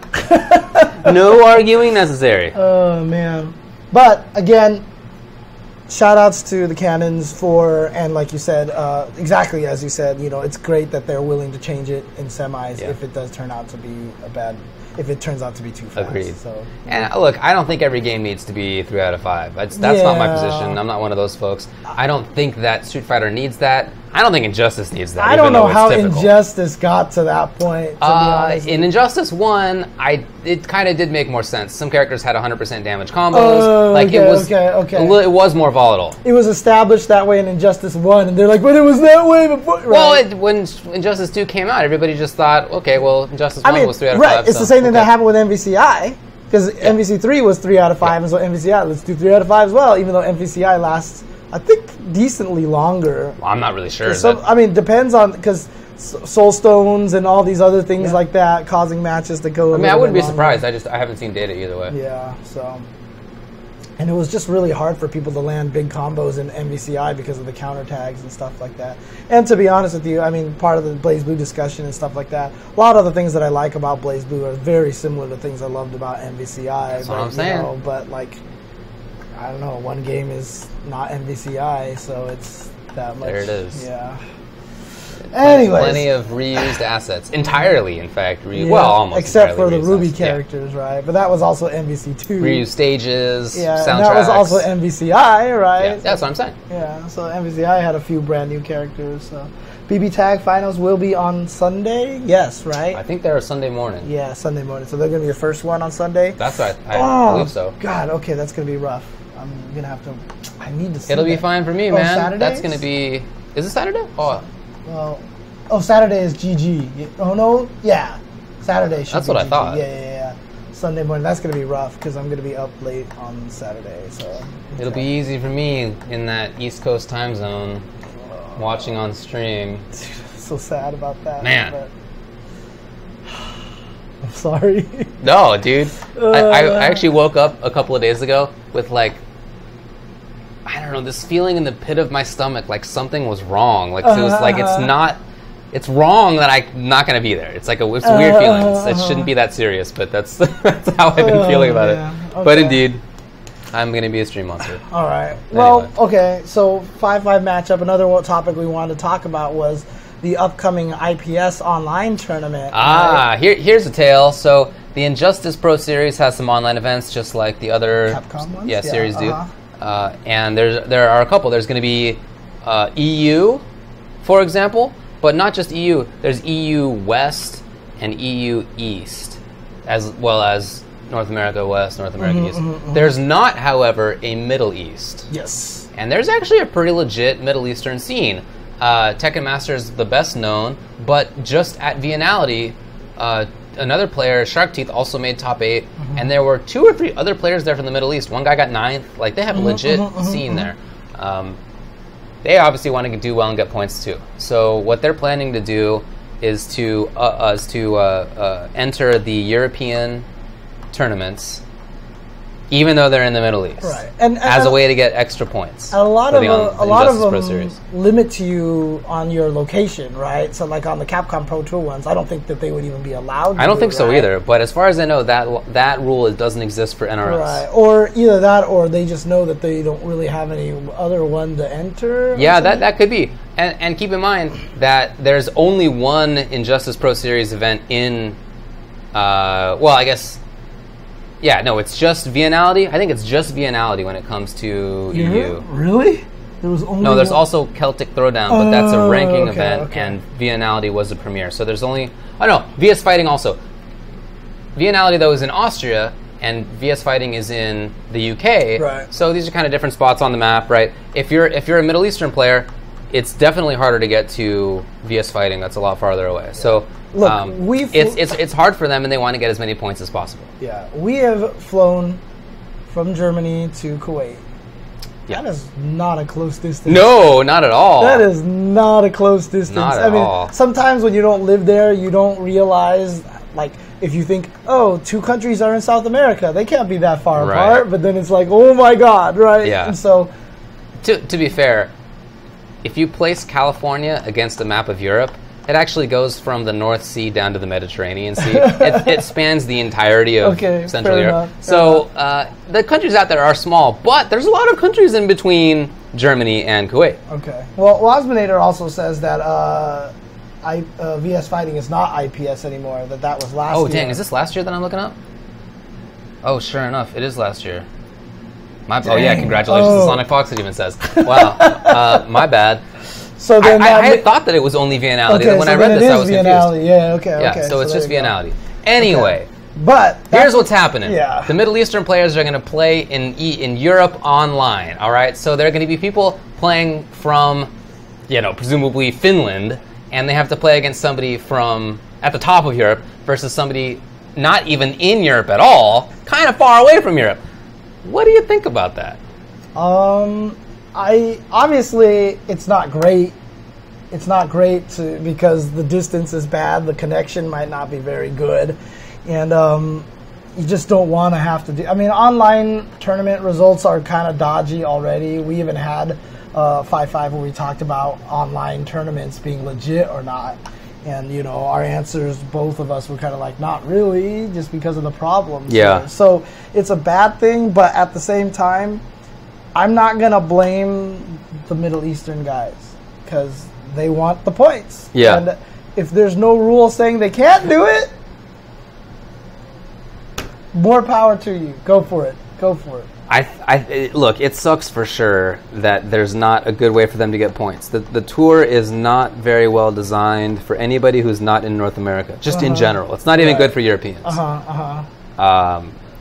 That said, I think there has to be a rule against it, to be honest. Really? Yeah. Okay. I think, if you're somebody in the UK playing against somebody, or in Finland or whatever, playing against somebody in Bahrain, you're just not going to get a good connection. So it's going to suck for everybody else. Everybody who they play against, their results are going to be made more random, less consistent for them. And that sucks for everybody else. So while it sucks for the Middle Eastern players to not let them into an EU tournament, I think that allowing them into the EU tournament makes it worse for everybody else, and that's not something that I think is good either. Obviously, the ideal situation is just to have more stuff. Right, They just need... And I don't know why they couldn't do it for Middle East to have an online tournament, what's the cost to them, right? It's just arrange an afternoon where like it just happens. Yeah, it's like what's that? You're not running a big event, right? Like right, I don't know. You don't need to rent a venue or That's anything. That's what I'm talking like about. That, yeah. Right. So. But yeah, I think considering the situation that it's worse for the rest of the people entering the tournament than it is for. Yeah. I mean, like I said, either way, obviously. Obviously, for the sake of 5-5 matchup, I'm gonna be like, no, whatever. No, I totally, yeah. I mean, a lot of that makes a lot of sense here, but because there's no rule, I just say go for it. There's no rule in place right now. I mean, that's the thing. You're trying to get into this IPS. There's a lot of money on the line. Sure. If you're one of these guys from the Middle East, I wouldn't feel bad about it. If you make other people... If I were them, I'd probably try the same thing, sure. Right, exactly. I think that if I'm the person running the overarching event, and I somehow didn't make the decision for there to be more online events, I guess, I think in order for there to be quality of play for everybody else, that you have to limit the regional participation to what the region actually is. Yeah, I mean, that's the ideal situation, and then... Well, that's not ideal. Ideal is to have more events. Well, yeah, what I mean is ideal is that each have their own region, and then you don't actually have them cross regions like that because they have their own. That's the ideal situation, is to not have people playing all these things like that. It'd be nice to have at least something going on in Africa. Like, in some of this controversy, there have actually been players who have talked on Twitter from Morocco and from Nigeria, and I think somebody from Angola even, and they're playing. It'd be nice if they had something too. Yeah, Africa's a really big place, so I don't know that you could have just like an Africa tournament. You might need to have like South and North Africa just to have it be at all viable. It's kind of the same thing. It's kind of the same thing when they did like the Latin region online tournaments, right? Because the guy playing in Peru, like at the south of Chile or something like that. Right. I mean, southern Chile versus northern Mexico, like that doesn't make any sense. I mean, like when I visited Chile, right? I was in like the middle of South America, like a little bit, like kind of down there. But I was talking to one of the guys. He's like, "Oh yeah, I was one of the guys who works on Omen of Sorrow." Actually, he's like, "No, I'm from southern Chile." And he found out I love penguins. He's like, "Oh yeah, like just a few hours from where I live, there's the penguins down there because they're right next to Antarctica." Because Chile goes all the way up and down, dude. I mean, it's a big place. It's a big place, Anyway, the biggest point is that there really needs to be better thought about how to cater to everybody who wants to play the game. Certainly, the best players and the most players are in North America when it comes to Injustice. So I get having that be what you're concentrating on, but there's people playing the game from all over the place. Well, okay. So here's another question though. What if, like, they say, let's do Middle East, right? And then like 10 people enter. Maybe. And then they get a bunch of free points essentially. Like, would you then be like, well, done with that region kind of thing, or maybe, yeah. I mean, I'm not sure that the best thing to do is to have there be an online tournament for the Middle East. I think it'd be nice if like Kuwait Battle Royale was a point situation. There's definitely more that they could be doing offline. That's not the only tournament in the Middle East either. Not the only offline event. There's other stuff too. There's a lot of events to take advantage of. Not take advantage of, but to utilize. Kuwait Battle Royale, we've been there a few times. It's definitely a good one. Sure. It's a good one to do. So it would actually be the closest for some like players to go to. For, like all the African players, it'll be easily the closest event for them. So many of them for sure.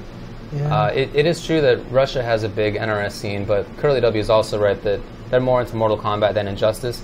That's everybody though. Are you sure the Injustice scene in Russia isn't just like one guy playing in like a bunch of different accounts for them? Oh man, no, that's there actually was a Russian player at Biennality who got 7th or 9th, something like that. Okay, they have good players. Cool.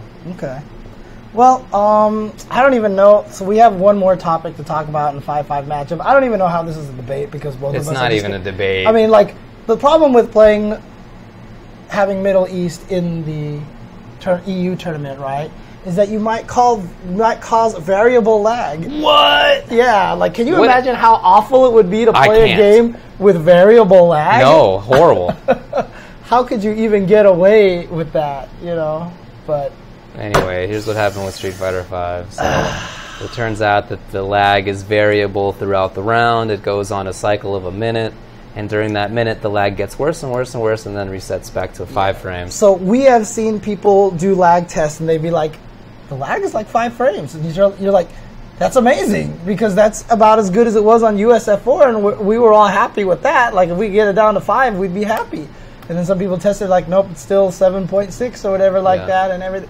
Well, you know what? If the lag was consistent at 7.6, that's still better than now knowing that the lag literally goes 5 to 8, 5 to 8. I like actually in agree minute that it would cycles. actually be better if you could at least count on it. Yeah, because you get used to it a little bit. Yeah, like it's not good, obviously, but it's Right. It's better for it to be certain than you don't know where in the combo you're, you know. This is actually offline. Yeah, this is offline version of Street Fighter on the PS4. This was tested by, was it WYDD who did the test? I believe it was. Yeah, and Other people having confirmed, by the way. Yeah, there's a lot of people who have talked about, reasons why it's happening and try to come up with theories and stuff like that. And that's great and all, but God, we gotta get this fixed. I mean, this is almost, no, I'm sorry, this is completely unacceptable. It's unacceptable. Yeah. That's for sure. It's unacceptable. I don't know when the well of unacceptable things is going to run out. I feel like they're just constantly pulling up the bucket. I There's know, just more right? unacceptable stuff that comes out of it. Though it's Something's caught on the bucket. Yeah. Keep Oh, a rootkit. Oh. Yeah, I know, exactly. constant. It's been throughout the entire life of Street Fighter V. And we're 3 years into this thing, not 3.5 even. Right. And it's still happening. Right, but here's the thing, right? Here's the thing. I guarantee you Capcom had no idea that this was happening. So at least we you think know. so? Oh, yeah. I'm sorry. Like, is that really plausible from a programming perspective? Yeah. I really think it is. I really think it is. Because a lot of the theories that are out there just have to do with outside stuff causing or whatever like that. You know, just like weird things happening or whatever. Dude, as a programmer, shit goes wrong so badly, which is why I'm probably a little bit more forgiving for a lot of fighting game bugs than other people, because some of the bugs that I have fought to fix bugs in some software that I've written for like entire day. Like I'll just be there 10 hours straight just looking at this code. You finally figure out, and it's literally like 2 characters in 1 line, you change it and everything works all of a sudden. Right. And you're just like hunting, and it's a painful process. Right. Guarantee you Capcom doesn't know about it. But now that they do know, maybe they can try to do something about it. So From a programming perspective, do you think that's plausible? to do something about it, you mean? Yeah. Yeah. They just have to figure out what causes it. That's the hardest part right there. But, you know, for the most part, the interesting thing about coding is that you can basically accomplish almost anything that you want to. You just have to figure out how. And it's the weirdest thing about coding. It's like a lot of times you're trying to build stuff, no one's done it before, and you're just trying to figure out how to do it. And so if they run into the problem, yes, there's probably a way to fix it. The question is, how dangerous is it to fix? Do you touch this, or do you touch the whole thing? Right, Is it an okay. underlying problem? Okay. And that's why, you know, when Tekken got the fix from the Unreal Engine, they didn't update the Unreal Engine. They actually found the problem that they fixed in the Unreal Engine update, and they took that small bit of code and backported it into the old Unreal Engine. Oh. Because if they went with the entire new Unreal Engine, it would change the whole game. Oh, that makes sense. Yeah, You can't do makes that. sense. And so they just took that one fix, and I guess it was small enough that it wouldn't affect the Interesting. rest of it, because code sucks that way. Like, there have been times, every programmer has done this, Okay. where it's like, you release something and there's a stupid bug, and you're like, shit, there's this stupid bug, I didn't test the scenario, you know what, I can fix this real quick. I know exactly what's wrong with it, I'm just going to fix it, I'm going to roll it out, and then it breaks everything. And you're just like, fuck, and you need to roll it back, and everyone's like, what happened, dude? And it's like, that is the coding walk of shame right there. You when you have to roll back because that one little fix that you thought you could sneak in there to fix the problem was gonna work, and it ends up making things worse. Like that is the walk of shame basically for all programmers right there. So coding is a weird thing, and so if they find out it's a problem that they can fix, and it's an easy fix, they should definitely do it, right? But we'll see. Oh yeah, dude, my code, WaveGen, I will tell you this right now. People used to make fun of my code because of the comments, because I had more comment in a lot of my code than I had code. That sounds just like you. Right. If you've seen my FAQs, you'll know exactly. I had giant paragraphs in there with ASCII art showing flow and like, really? I went crazy, dude. I went crazy. In fact, there are schools of thought out there that hate that say that your code should be clear and obvious enough that you shouldn't have, but like, I have written code before that I have gone back to like 2 years later because we need to update that feature or whatever. I can't even remember what the hell I did, and it was my code. So there's actually original meaning, constitutional interpretation ideas in coding. That's hilarious. Wait, what do you mean? Like, there's a school of thought when it comes to laws that you should just write it to be obvious, and you don't need to look into what the intention of the developers was of the law code. It's even called legal code, but I would just call it code. You don't need to look into it because whatever they agreed upon must have been what they intended, right? Because why would they not have put that in there? So you don't need to look into all the actual reasons they did it. Yeah, see, there you go. One of the guys in the chat says it. One of my professors marks us down for comments because he had to read a book, because he read a book that says code should be clear enough without comments. I come from the school of that's total bullshit. Come on. I think that's total bullshit because, like, you have to go through so many hoops when you code your stuff. Like, and you're in a crunch as well. You're coding stuff, and you're like, oh shit, I need to figure out why isn't this working. Oh, if I just took, you know what? I came up with this really cool, clever way to do this, and you code it real quick. Yeah. And then, like I said, 2 years later, you go back to that code. You're like, what the fuck did I do? Like, I had a comment for almost every line of code that I wrote. Like, everything I did, I was like, assign to this variable. Do this. Like, yes, it's super obvious what it's doing, but I did it anyway. Because for me, it was just so when other people had to look at your code, they just knew exactly what you were thinking. Maybe I should start doing that, because there's sometimes when I write a contract, like a template, that I don't need to use very often. And then 2 years later, a client comes to me and needs that thing again. And then I go back and look at what my template was, and I kind of don't understand why I wrote it in the way that I did. Dude, I'm telling you, it sounds to me contracting and coding is probably we've talked about this before, but I think there is actually a lot of similarities between the two businesses, for sure. It's really funny, but honestly... That's why law as a career is going to get phased out. Because you really think it's going to get automated? You just automate it. I mean, that's always the tricky thing about software, is that it'll never get phased out, because if it gets automated, someone had to write that automation. Well, okay, but then you press go, and now it just keeps going. Let's put it this way. So that was my whole job for 10 years, for 12 years at Symantec, was automation. Right?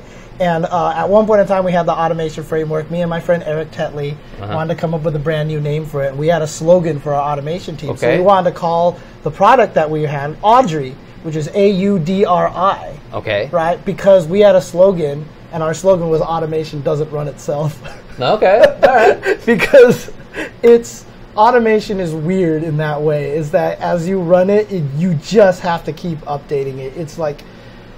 It's a pain in the ass. Like, a lot of people write I'm sorry, I'm totally going on a tangent. Whatever. Here. The Street Fighter news is so dumb. Yeah, I know. Awful. Like, sometimes there's a lot of automation out there that's like, go to this web page, click on these buttons, and do this stuff like this for you to test things. Enter this name, test. Then the programmer moves the button to another spot on the page, and your automation is destroyed. Your automation just doesn't work anymore. So you can't write it that way. You have to write automation so that it knows the ID name of the buttons, but developers sometimes don't make ID names for them. And so, automation is just it's such a fickle thing that it will crumble upon itself anytime. So the hoops that you have to jump through to write automation, to make automation work.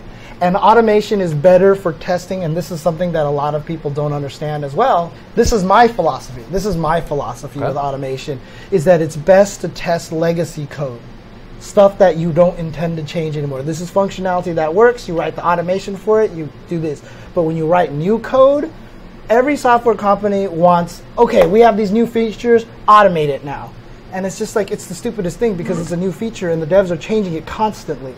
And so like automating that is you're just playing catch up 100% of the time. Anything you create, as soon as they change it, the dev has to tell you, or the dev writes the automation themselves and they have to change the automation. It's just a pain in the ass. So, I mean, like I said, over a decade of automation, I can talk about this forever. I can talk about this forever. All right, maybe there will still be rules for 5 or 6 lawyers in the world. Oh man, yeah, no, seriously, nerding out here. I have very strong opinions on automation. So, and it's funny too because I don't think you've actually heard me talk about like it. Like, not that part of it. Not to this detail. Yeah, before, not automation specifically. Yeah. It's funny too. Someone typed in Autobots in the chat. That like I came up with my own backstory to the Transformers because I watched the Michael Bay movie and I was like, this is shit. So like this is how I would write the backstory. And the reason why they would be called Autobots was because they would have been the automation robots. They were the ones that did all the work. So they're called Autobots. And the Decepticons were the ones that created the ideas. So they were originally called the Concepticons. They were Concepticons, and then when the war broke out, because they started making the automation robots do all the work, and then they took in all the rewards basically and stuff like that. Then the Autobots nicknamed them the Decepticons as a joke, and then it just stuck. I see. That was my fan fiction of Transformers. So yesterday I got caught by one of these YouTube videos. I don't know if you've ever seen them, where it's like comparing the sizes of different mechas in different animes. I don't know why. Somebody posted it on I think Facebook. And so I was like, spend 8 minutes watching this, why not? And so I got caught in the vortex of like, wow, that thing's way bigger than I feel like anything should be. What's going on here? So I spent all this time looking up the backstories of things. Anyway, now I know a little bit more about the origins of Transformers, and what is it? There's one of them is Prime, and then the other one, the like Chaos Force guy. Now I don't remember his name. You're like Unicron. Unicron. There you go. There was Unicron, and there was Sigma Prime or something like that. I think it just said Prime, but all these things. Like seriously, like I had, anyway, that was I had 10 this minutes whole of my life. my own Transformers movie because I hated the Michael Bay movie so much. I mean, the first Transformers movie is my absolute all-time most hated movie. That's the only one of them I've seen. Right, and I've seen the second one, and yes, I know the second one is technically a worse movie, but that's why I hate the first one more, is because people will defend it. You know, that makes me mad about it. But like, Primus. I even had like, it was Primus. That's like if you even think about it, like. If you think about, like, I had this really cool conversation where, like, Optimus Prime shows up on Earth and the humans, first talking to them, right? And the human actually asks Optimus Prime, like, how do I know you're the good guys? Yeah. And Optimus Prime would answer, I don't even know anymore. We've been at war for so long. But it's like this really cool, like, concept. Like, it's just like, they're not going to take Transformers that seriously. Dude, well. I'm not saying they shouldn't. I'm just saying that that's how Hollywood's going to do it.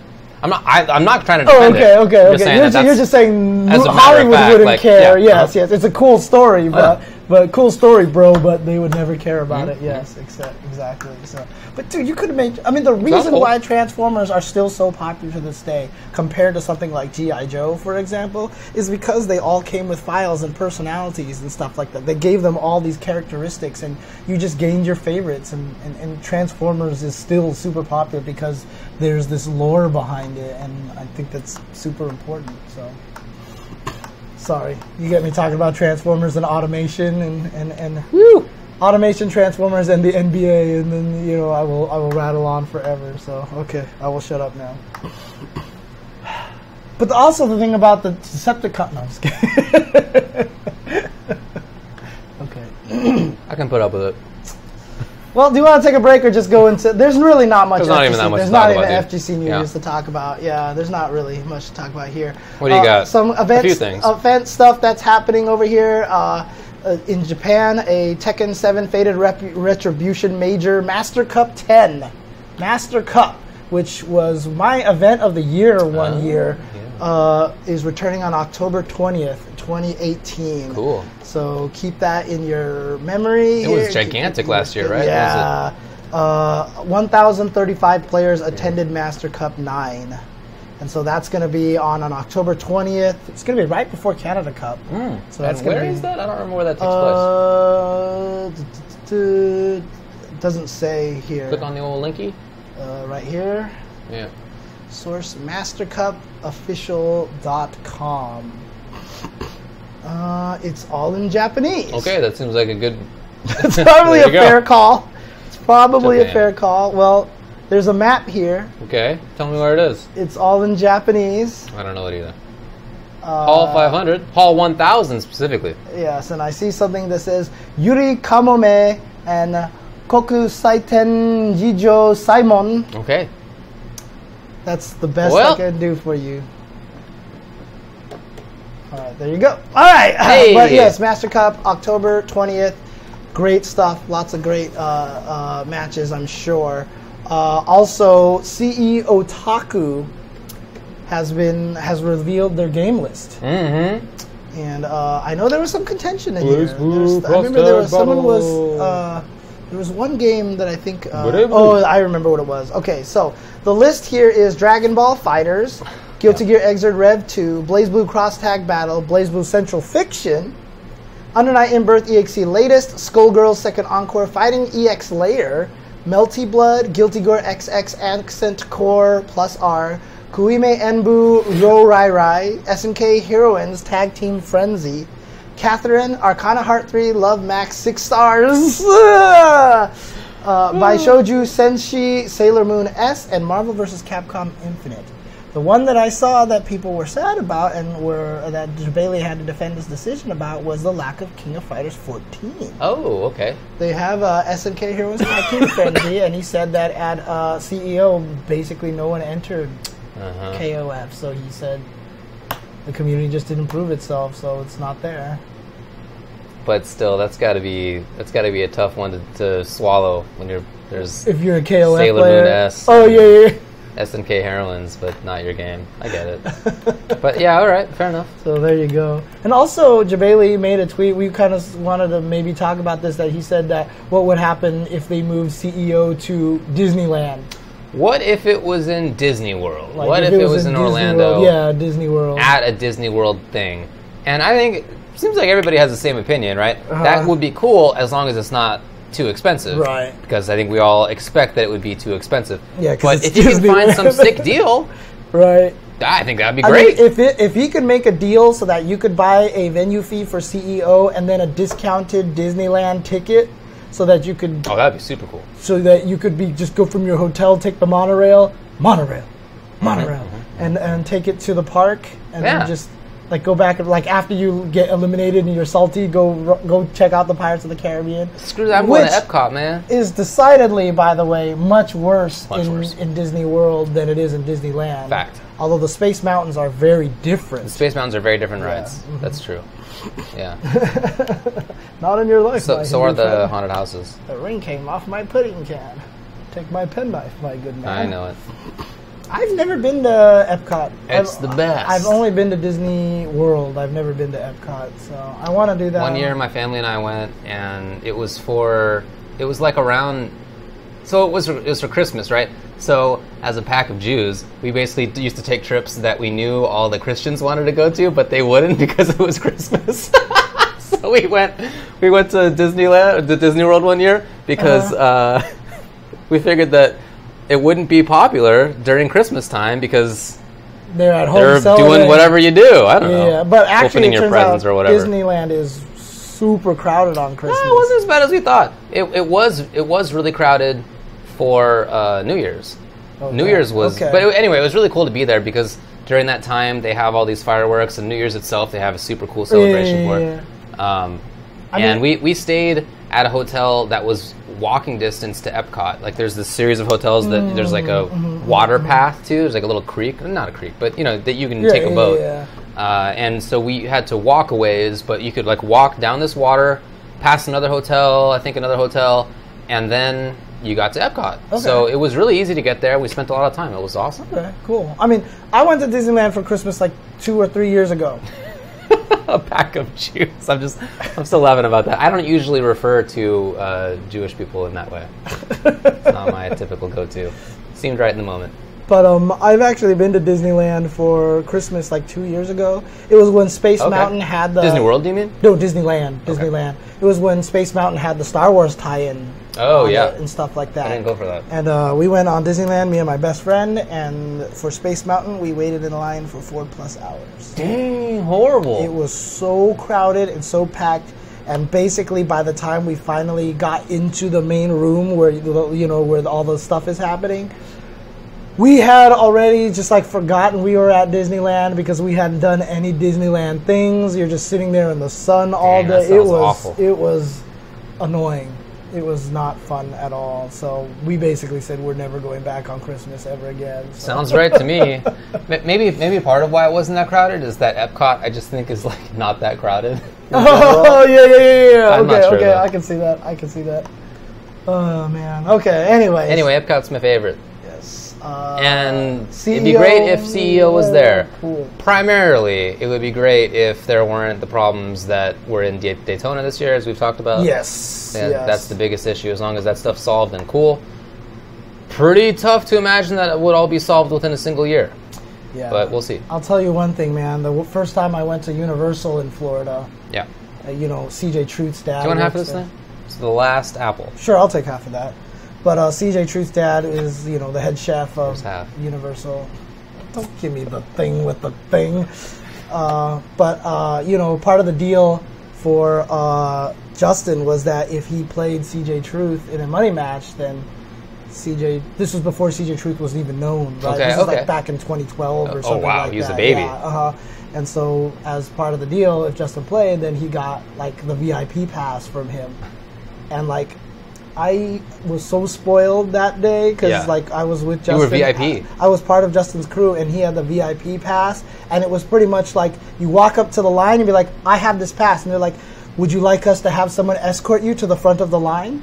Like there was one roller coaster that had no fast pass, right? Okay. We walked up and we're like, "Hi, we have a pass," right? And they're like, "Sorry, there's no fast pass for this one," right? And he was like, "Oh, not fast pass. We have this VIP." And they're like, "Oh, well, here, let us walk you to the front of the line." Wow. Like we didn't wait for a single damn thing, and I was like, I can never come back to this park ever it's ruined again. for you. I can never come back to this park again, dude. It was the most ridiculous thing. That's It crazy. was pretty much the most ridiculous park Were experience. you at that I had. Disney? I mean, were you at Magic Kingdom or what like park? Oh, it was Universal. Oh, my bad. Universal, Yeah, yeah, because he works for Universal there. So Dang, that's mega top player privilege. yeah, it was pretty Mega crazy. privilege.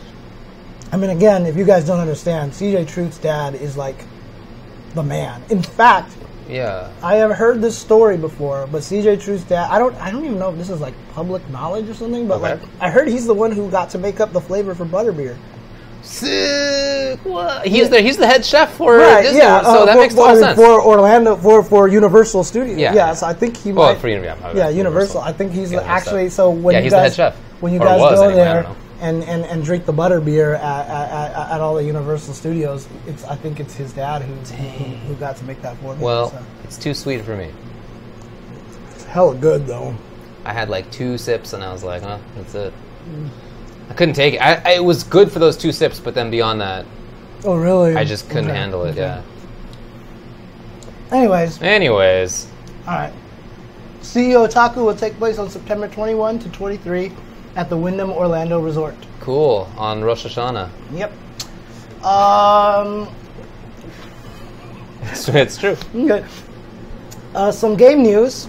Well, actually, I guess Bandai Namco also announced that there is going to be radar events, Dragon Radar events, as part of the Dragon Ball FighterZ World Tour. These specially selected offline events from around the world will hold a spectacular prize for the victors, a free flight and hotel to any future Saga event of their choosing, Sick. or the last chance qualifier for the finals. So these are basically their ranking events, I guess. But instead of getting points, it lets you fly to the events where you can win one of the Dragon Balls. But do you pick I see an or in that sentence, and it doesn't seem to be an inclusive one. I wonder if they fly you to the next one, or the first one that you can go to, or can you just say, I want to go to the last chance one? I guess you get to pick, probably. Well, Canada Cup has been revealed. They will be one of these events. So the second Saga event is VS Fighting. So that's going to be this weekend. It's going to be a Saga event. So the winner of that will get a Dragon Ball. Who will join Kazunoko as one of the owners of the Dragon Ball? I still think if someone won all 7 Dragon Balls, they should just win the tournament. Like, they should just be able to wish That would be kind of cool. and just say, you know what, I won the tournament. Like, if you get all 7 of them, because it's so unlikely, but if you do win it, you should just be able to just say, I won. And then everybody else plays for second place. Oh, okay. So you still have a tournament, but Yeah. okay. I don't want to erase the tournament. Okay, That would be terrible. Okay. But if you got all 7 of them, you should just get the first prize right away. So. Also, in terms of games, at EVO, Super Smash Bros. Ultimate will be playable there. It was playable at CEO, so it's going to be playable at EVO as well. The Under Night in Birth EXE latest coming out on Steam. Right, yeah. So you might actually be able to play it now. I'll get it, yeah, for sure. Because you don't even have it on PS4, right? You haven't even you haven't even been able a chance to play it at all. I mean, I could have if I wanted to. Yeah, but that would require you to dust off the PS4 and stuff like that, right? So which you don't sacrifices need to do. I'm not willing to make. Yep, exactly. So that's actually really cool. Ono has revealed the schedule for Street Fighter V panel at San Diego Comic-Con. I'm just wondering if there's anything going to be announced over there. What? I don't know if there's going to be anything. I mean, he has his schedule where he'll be signing over there. With Blanca. But he says News 5 will be making preparation for SF5 AE's panel session at San Diego Comic-Con on Friday at 2 p.m. So I don't know if that panel is going to come out and be like, here's some cool things and stuff like that. I feel like they must be saving it for EVO at this point. It's so close. Yeah, I would imagine. If there's any news, it's got to be at EVO. Right. Yeah, I mean, they got to reveal G at EVO or something like that. I can't imagine that they would do anything else. I think that's a good expectation. Yeah. Okay. Also, EVO has revealed that they have a new Quamba USA drone arcade stick, which is one of those little mini arcade sticks. Oh. It's really pretty, I didn't realize it was a mini thing. I'm pretty sure it's a mini one. I may be wrong, but... No, I think you're right just looking at it. Yeah, so here you go. Poof. There you go. Here's the Quamba drone. So like I said, it's a really nice looking joystick. And if it's a mini one, it might be cool for travel.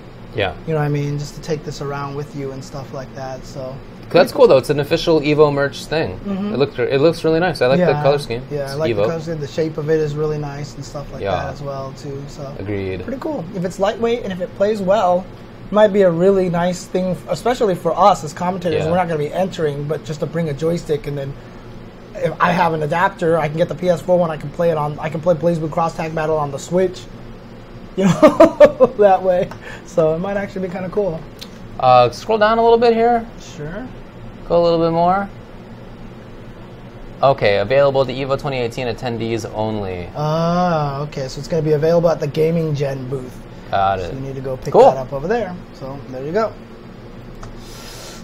This is also really cool. But High Fight made his own little footsies game, like a senior footsies game. It's called footsies. Yeah, it's called footsies. So there's been Dive Kick, which kind of got expanded to much bigger than that. But then there was like a senior footsies game and senior footsies. Yeah, senior footsies. But then he made his own, and it's just called footsies. And it's basically two Ryu silhouettes. They have crouching medium kick. They have close stand medium kick. Well, Akuma stand medium kick, I guess. And Dragon Punch.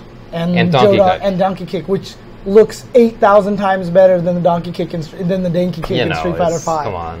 But yeah, he has this little fighting game here. It's available on the Android store right now, by the way.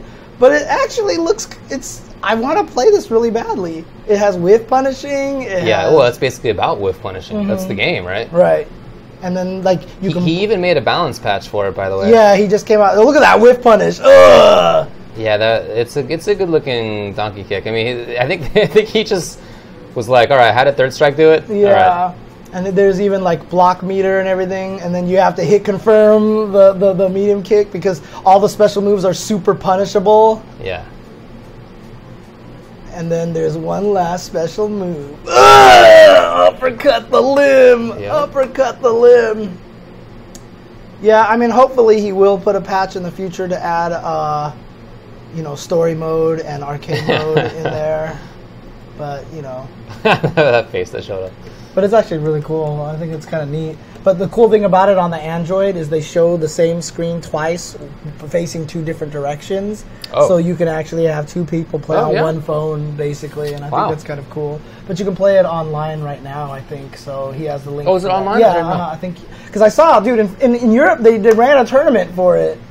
Like, I retweeted, like, footage from, like, Losers Finals or something like that. Yeah, and, the commentator was like yelling in French, I believe it was. Okay. It might have been Ken Bogard, frankly. Wow. So that's cool. Yeah, it looks like an interestingly designed game. I mean, obviously quite boiled down, but it has some of the most important parts of footsie, so it's cool. But it's just a good training tool, basically. Oh, for sure. Because when you boil it down to that much, it makes you understand the whole concept of... I mean, the funny thing about it is everyone talks about Dark Souls and how much they love Dark Souls, and they're like, you know what, Dark Souls is this game where you can't mash against the opponents. You have to, like, learn the pattern of the opponents and, like, really kind of bait things out and do all this stuff. Okay. And so to a lot of people that I've been trying to teach Street Fighter to, I'm like, it's Dark Souls.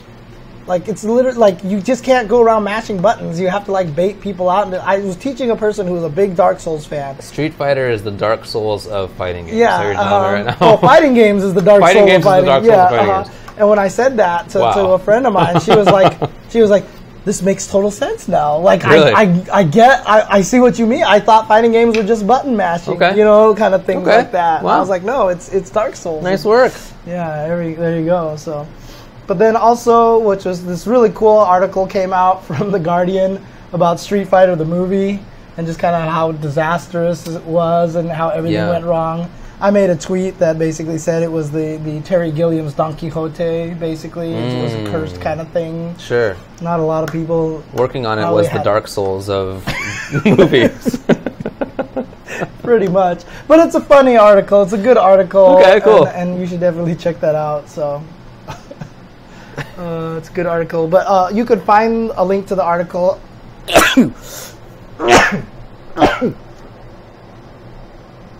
Excuse me. You can find a link to the article on Shoryuken.com if you just go there and look up Street Fighter the movie and Guardian. Okie doke. So. Very good. Yeah. That's all I got. Some people have wanted me to address this stuff that came up with Smash tournament organizers who wanted to ban a person who was accused of harassment. Have you read about this at all? Oh, I think I heard something about that was happening, but I didn't know there was any drama, any extra drama to it. Just that they posted up that they were considering doing so, but I mean, without naming names, or they didn't name any names. They didn't want to run the risk of him, whoever they're banning, suing them. I think I do remember seeing a comment about that. So the question is, can they ban somebody from entering? And can that guy have any legal action? Does he have recourse? Yeah. It turns out that is, from what I've read, that's somebody in Canada. If that's accurate, then I'm not going to know enough about it, right? Because the laws the laws are surely similar, but they'll be different to a degree. Mm-hmm. And they also vary. That kind of stuff varies based on state and even locality.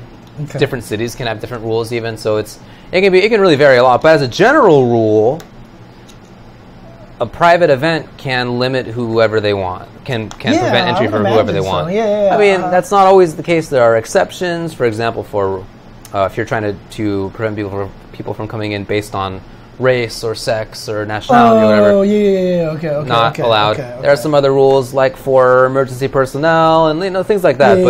But as a general rule, you can prevent people from coming in if you want to prevent them. So they could say to anybody, basically, you can't come in. However, what they are also concerned about is that this person might sue them for defamation, which is a different story, claiming that they are hurting his reputation. That means they... Yeah, if they ban him in a way that's like, we're banning you because you did harassment, right? And he claims that he didn't do harassment or whatever. then he might be able to sue them for defamation. So I think that's pretty easily avoided.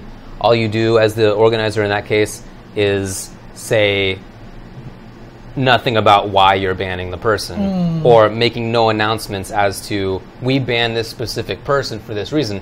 You can ban him, but you don't need to have a whole press release about it that might open you up to other lawsuits, right? Right. I don't know exactly what happened, Curly W, so I don't want to speak to it, but from what I've heard, it's worse than harassment. I just don't want to, it doesn't seem like something I can really address. Did you hear about what Mandalay Bay did earlier? They kind of like counter-sued like a bunch of the victims, so they can't be sued and stuff. They basically were a bunch of jerks. It's pretty standard, to be honest. I mean, it's not nice. It's for sure not nice. Right. But it's pretty standard, legally speaking, what they did, as far as I know. I haven't looked into it super detailed, but it sounded to me like they just like countersued for venue reasons, right? To try to make it so that it could be all in one place rather than that they'd have to travel around to a million different spots.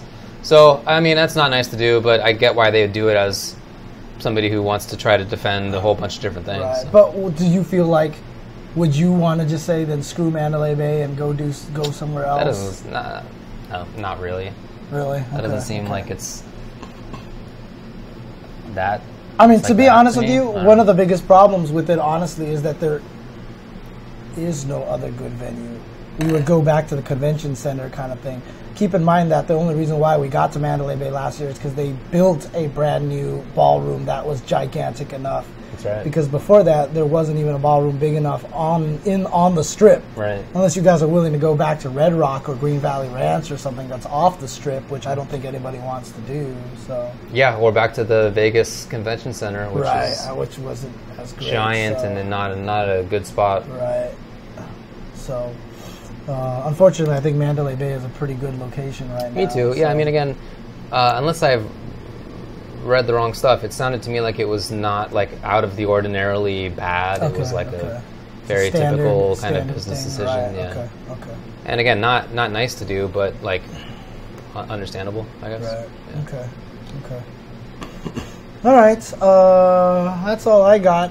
I guess if there's anything else that you want to add on to, or any other strange. So like I went on enough tangents today. This guy could sue still, right? So you can basically sue for anything. Like there's more or less. Right. Question is, what's going to happen if you do? So if he sues to just be like, I need entrance. You have to say you're preventing me from making money because I can't go to tournaments anymore.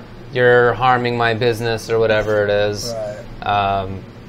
I feel like almost whatever thing he would try would just basically get thrown out. Okay. Just a very quick decision on the part of the tournament organizers. It's not something that I'd worry about too much. Like, there's definitely something to be said about this country as being a lawsuit, happy country. Because like even like back at my last job, I actually found out it's very hard to get fired.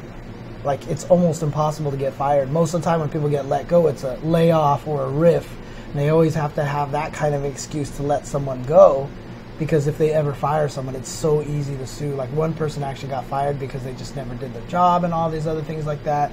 And they came back and sued the company because they said the manager was, like, hitting on him and, like, he rejected him and that's why he got fired. It's like, it's really weird situations. Well, so it's like, I would suggest that happens very rarely, but that maybe in sort of as a general thing in the economy that happens very rarely. Okay. There's businesses and industries where that happens more often. I'm not sure if programming is one of them, but maybe. Okay.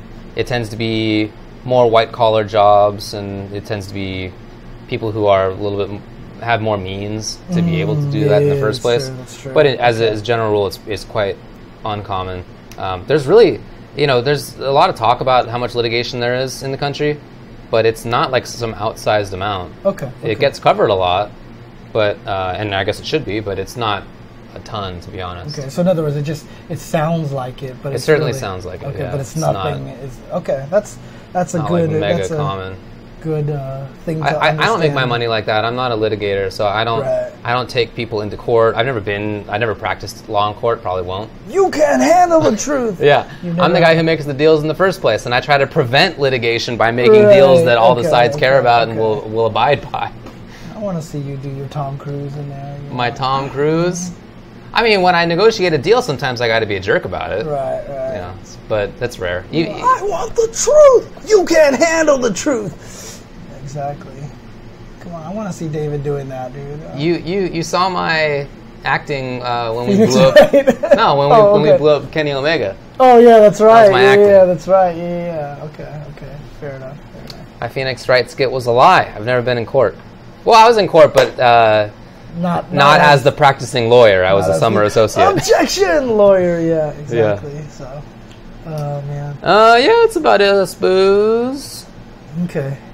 Well, look, for some lawyers, they're in court all the time, but that's actually really rare. Even lawyers who go to court, most of them don't spend much time in court at all. Most of their time is the boring stuff of research and talking with people outside of court. They're in court for like once a month or whatever. I mean, for some lawyers, it's much more frequent than that, but that's rare. It's not Law and Order where it's like crime, court. Okay, crime, no. court, dun, dun, court. Yeah, you know, sure. here we are. Yeah, even for prosecutors and defense attorneys, even for them, it's not every day. That's for sure. It's Yeah. not like, oh my God, here's this next trial. Oh, No here's way. the next trial. God.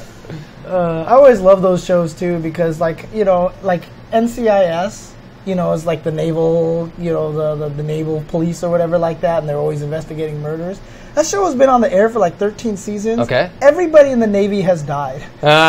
Like that many. A lot of people have been killed. Not that many people in the Navy are dead. Weird. Like, the entire Navy has been dead. I swear. So. SilentScope wants us to know that the Tournament of Legends 3 qualifier is happening this Saturday at Don's Arcade. Oh, okay. So it's gonna be handling. Don. Okay, cool. Yeah. At 3 p.m. Don's Arcade on Saturday, huh? I might have to go and check it out, say hi, and hang out and everything like that. I've been to Don's Arcade before. It's really cool.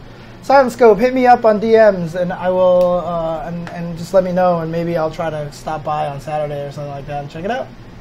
So there you go. Always happy to support some Super Turbo. That's true, Ronos. The judge is also in court less often than people think. They got other stuff to do too. It's not just being in court.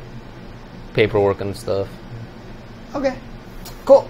All right. I don't like Law and Order. I don't like law shows in general. I think they're basically badly done. Law and Order SVU was really good. That was probably my favorite one that I watched. So I just feel like every time, I haven't seen that, but every time I've watched a law show, it just gets it wrong. Like it's just not how it works. I mean, you don't. I'm not watching it for accuracy. Okay. I just I thought Marsha Hargitay was a really good actress and stuff like that. Her yeah. character was really good. And, like a really nice, strong female character that's lasted that many years on TV and stuff like that. So, yeah. But in any case,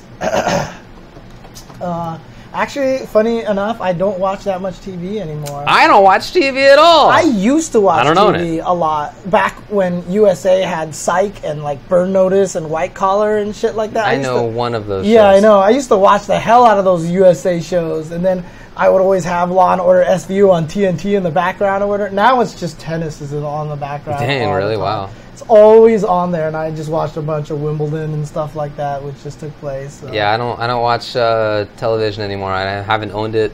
Haven't had cable in probably 3-4 years now. Oh dang! I don't feel like I miss anything. I just watched Ken Burns' Vietnam documentary on Netflix. Okay. It was, it came out on PBS a while back, but I didn't catch the whole thing. So I watched all of it, including what I had previously seen, as well as the rest of the episodes. Very good. Yeah. Very good indeed. Okay. And I'm also re-listening to the Hardcore History series on the fall of the Roman Republic. Very good also. Recommended. You're a documentary fiend. That's it. Yeah, that's all I watch. What do I watch on Netflix most of the time? Oh, sorry, it's just all the Marvel shows. I'm just a big Marvel fiend, and I'm currently watching Cloak and Dagger on. And that one is definitely interesting. The last episode was actually really good, though. So, anyways, I think that's exciting. Okay, come on. HD viewers at tournaments. I think it's very interesting. Am I going to play Octopath Traveler? I don't know. I hear so much about that. Dude, I've heard very good things. I know I would love the game. Okay. And I know it's also a long game. Okay. And that's why I'm scared of it. Because I know I would love it. I'm the same way with the new WoW expansion. I ain't doing it. I ain't doing it. Okay. The Vietnam doc is called, I think it's either called Vietnam or the Vietnam War. It's like one of those two. It's like self-explanatory. It's very straightforward. It's like nothing weird about it. But it was on Netflix. Netflix, okay, yeah. Cool. Ken Burns Nice. documentary. Who's The other a thing fantastic documentary maker. the other thing on Netflix that I would totally recommend to everybody to watch is Agretzko. Like everyone should definitely watch it. Agretzko. Okay. Which is the Sanrio cartoon about the little girl fox who's like a young adult who hates her job and and basically takes out all of her anger by singing death metal in karaoke. It is pretty much one of the greatest things ever. Anyone who's actually seen it knows that it's amazing. Like it is. I watched it and I was like, why does this speak to me so much? It's so, dude, exactly. Muckmaster says Agretzko is too real sometimes, and it is definitely true. Oh my god, it's so funny.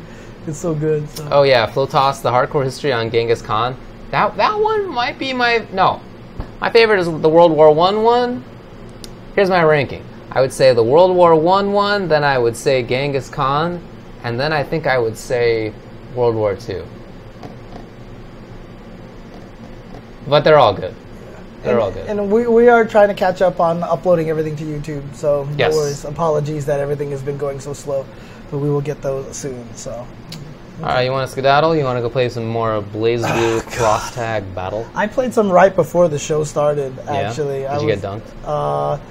I got dunked by, like I said, the guy who won CEO, right? And then come on, Fame 96. I played a few people afterwards that I was on the level with, and I was winning finally. Sweet. But I definitely know I have a lot of work to do, and you definitely do. I mean, I don't believe in always playing people who can dunk you because I don't think that's productive at all, especially in games like this because you just get bodied really badly. But like. You definitely do build up bad habits playing against other people. Like you just learn to burst every single time right away, and people aren't punishing you and stuff. Right. But at the same time, it's fine if you are aware of that, right? And I learned that very quickly when I played against good people. But then that also emphasized to me how much I need to learn it, and so like I'm starting to punish it a little bit. But man. There was one guy I played that I could never trip him up on the timing of it. Like, I burst in like 80 different locations, and he counted it every time. I've actually found that when I'm doing a combo, I can't do the two thoughts process at the same time. It's just like KI, right? Like, you just have to be aware of it constantly. Right, and that's the weird part, is like, as long as I'm thinking about bursting just in case to call an assist if he bursts, I drop all my combos. My brain can't Oh, you'll get there. And it's weird because it's like Marvel. I'm bad at games with assists, which is why like MVCI was actually easier for me because it wasn't as much assist. You were always fighting a point character. It wasn't quite an assist kind of thing. But I'll get there. Yeah, you'll do it. Has anybody hit you with round start, Dragon Punch plus assist call continue into combo yet? No. Well. Let me know when you want some of that action, huh? It's plus on block. Oh Jesus! Okay, thanks guys for. Oh man, yeah. I don't. After fighting Jan and getting blown up by Jan, I do not look forward to playing you at all in cross tag battle ever. I'm such a jerk. It's cool. Dude, I mean that's the I'm thing. not that great at the game, but like my characters are super good, but I don't feel like they have the kind of grime that I need to have. Mostly just because Aurier's assists don't complement Blake as well. Those characters are so strong. They're both really strong, but I think that they're stronger with different characters, not paired together necessarily. But I could be wrong. I like I said, I'm terrible with assists, so maybe I just don't know how to use it properly because I've never been good at Marvel games and stuff like that. So yeah, it's tough times when it comes to American foreign policy and domestic policy. God, it's true. I don't want to talk about it right now. So tough couple of days. Just this. Today and yesterday. Well, you know what? I mean, excuse me if I'm trying to sound like I'm trying to rush an ending right now, but let's skedaddle here. Man, you're putting me in a body bag. Oh, I screwed it up. Doesn't even matter.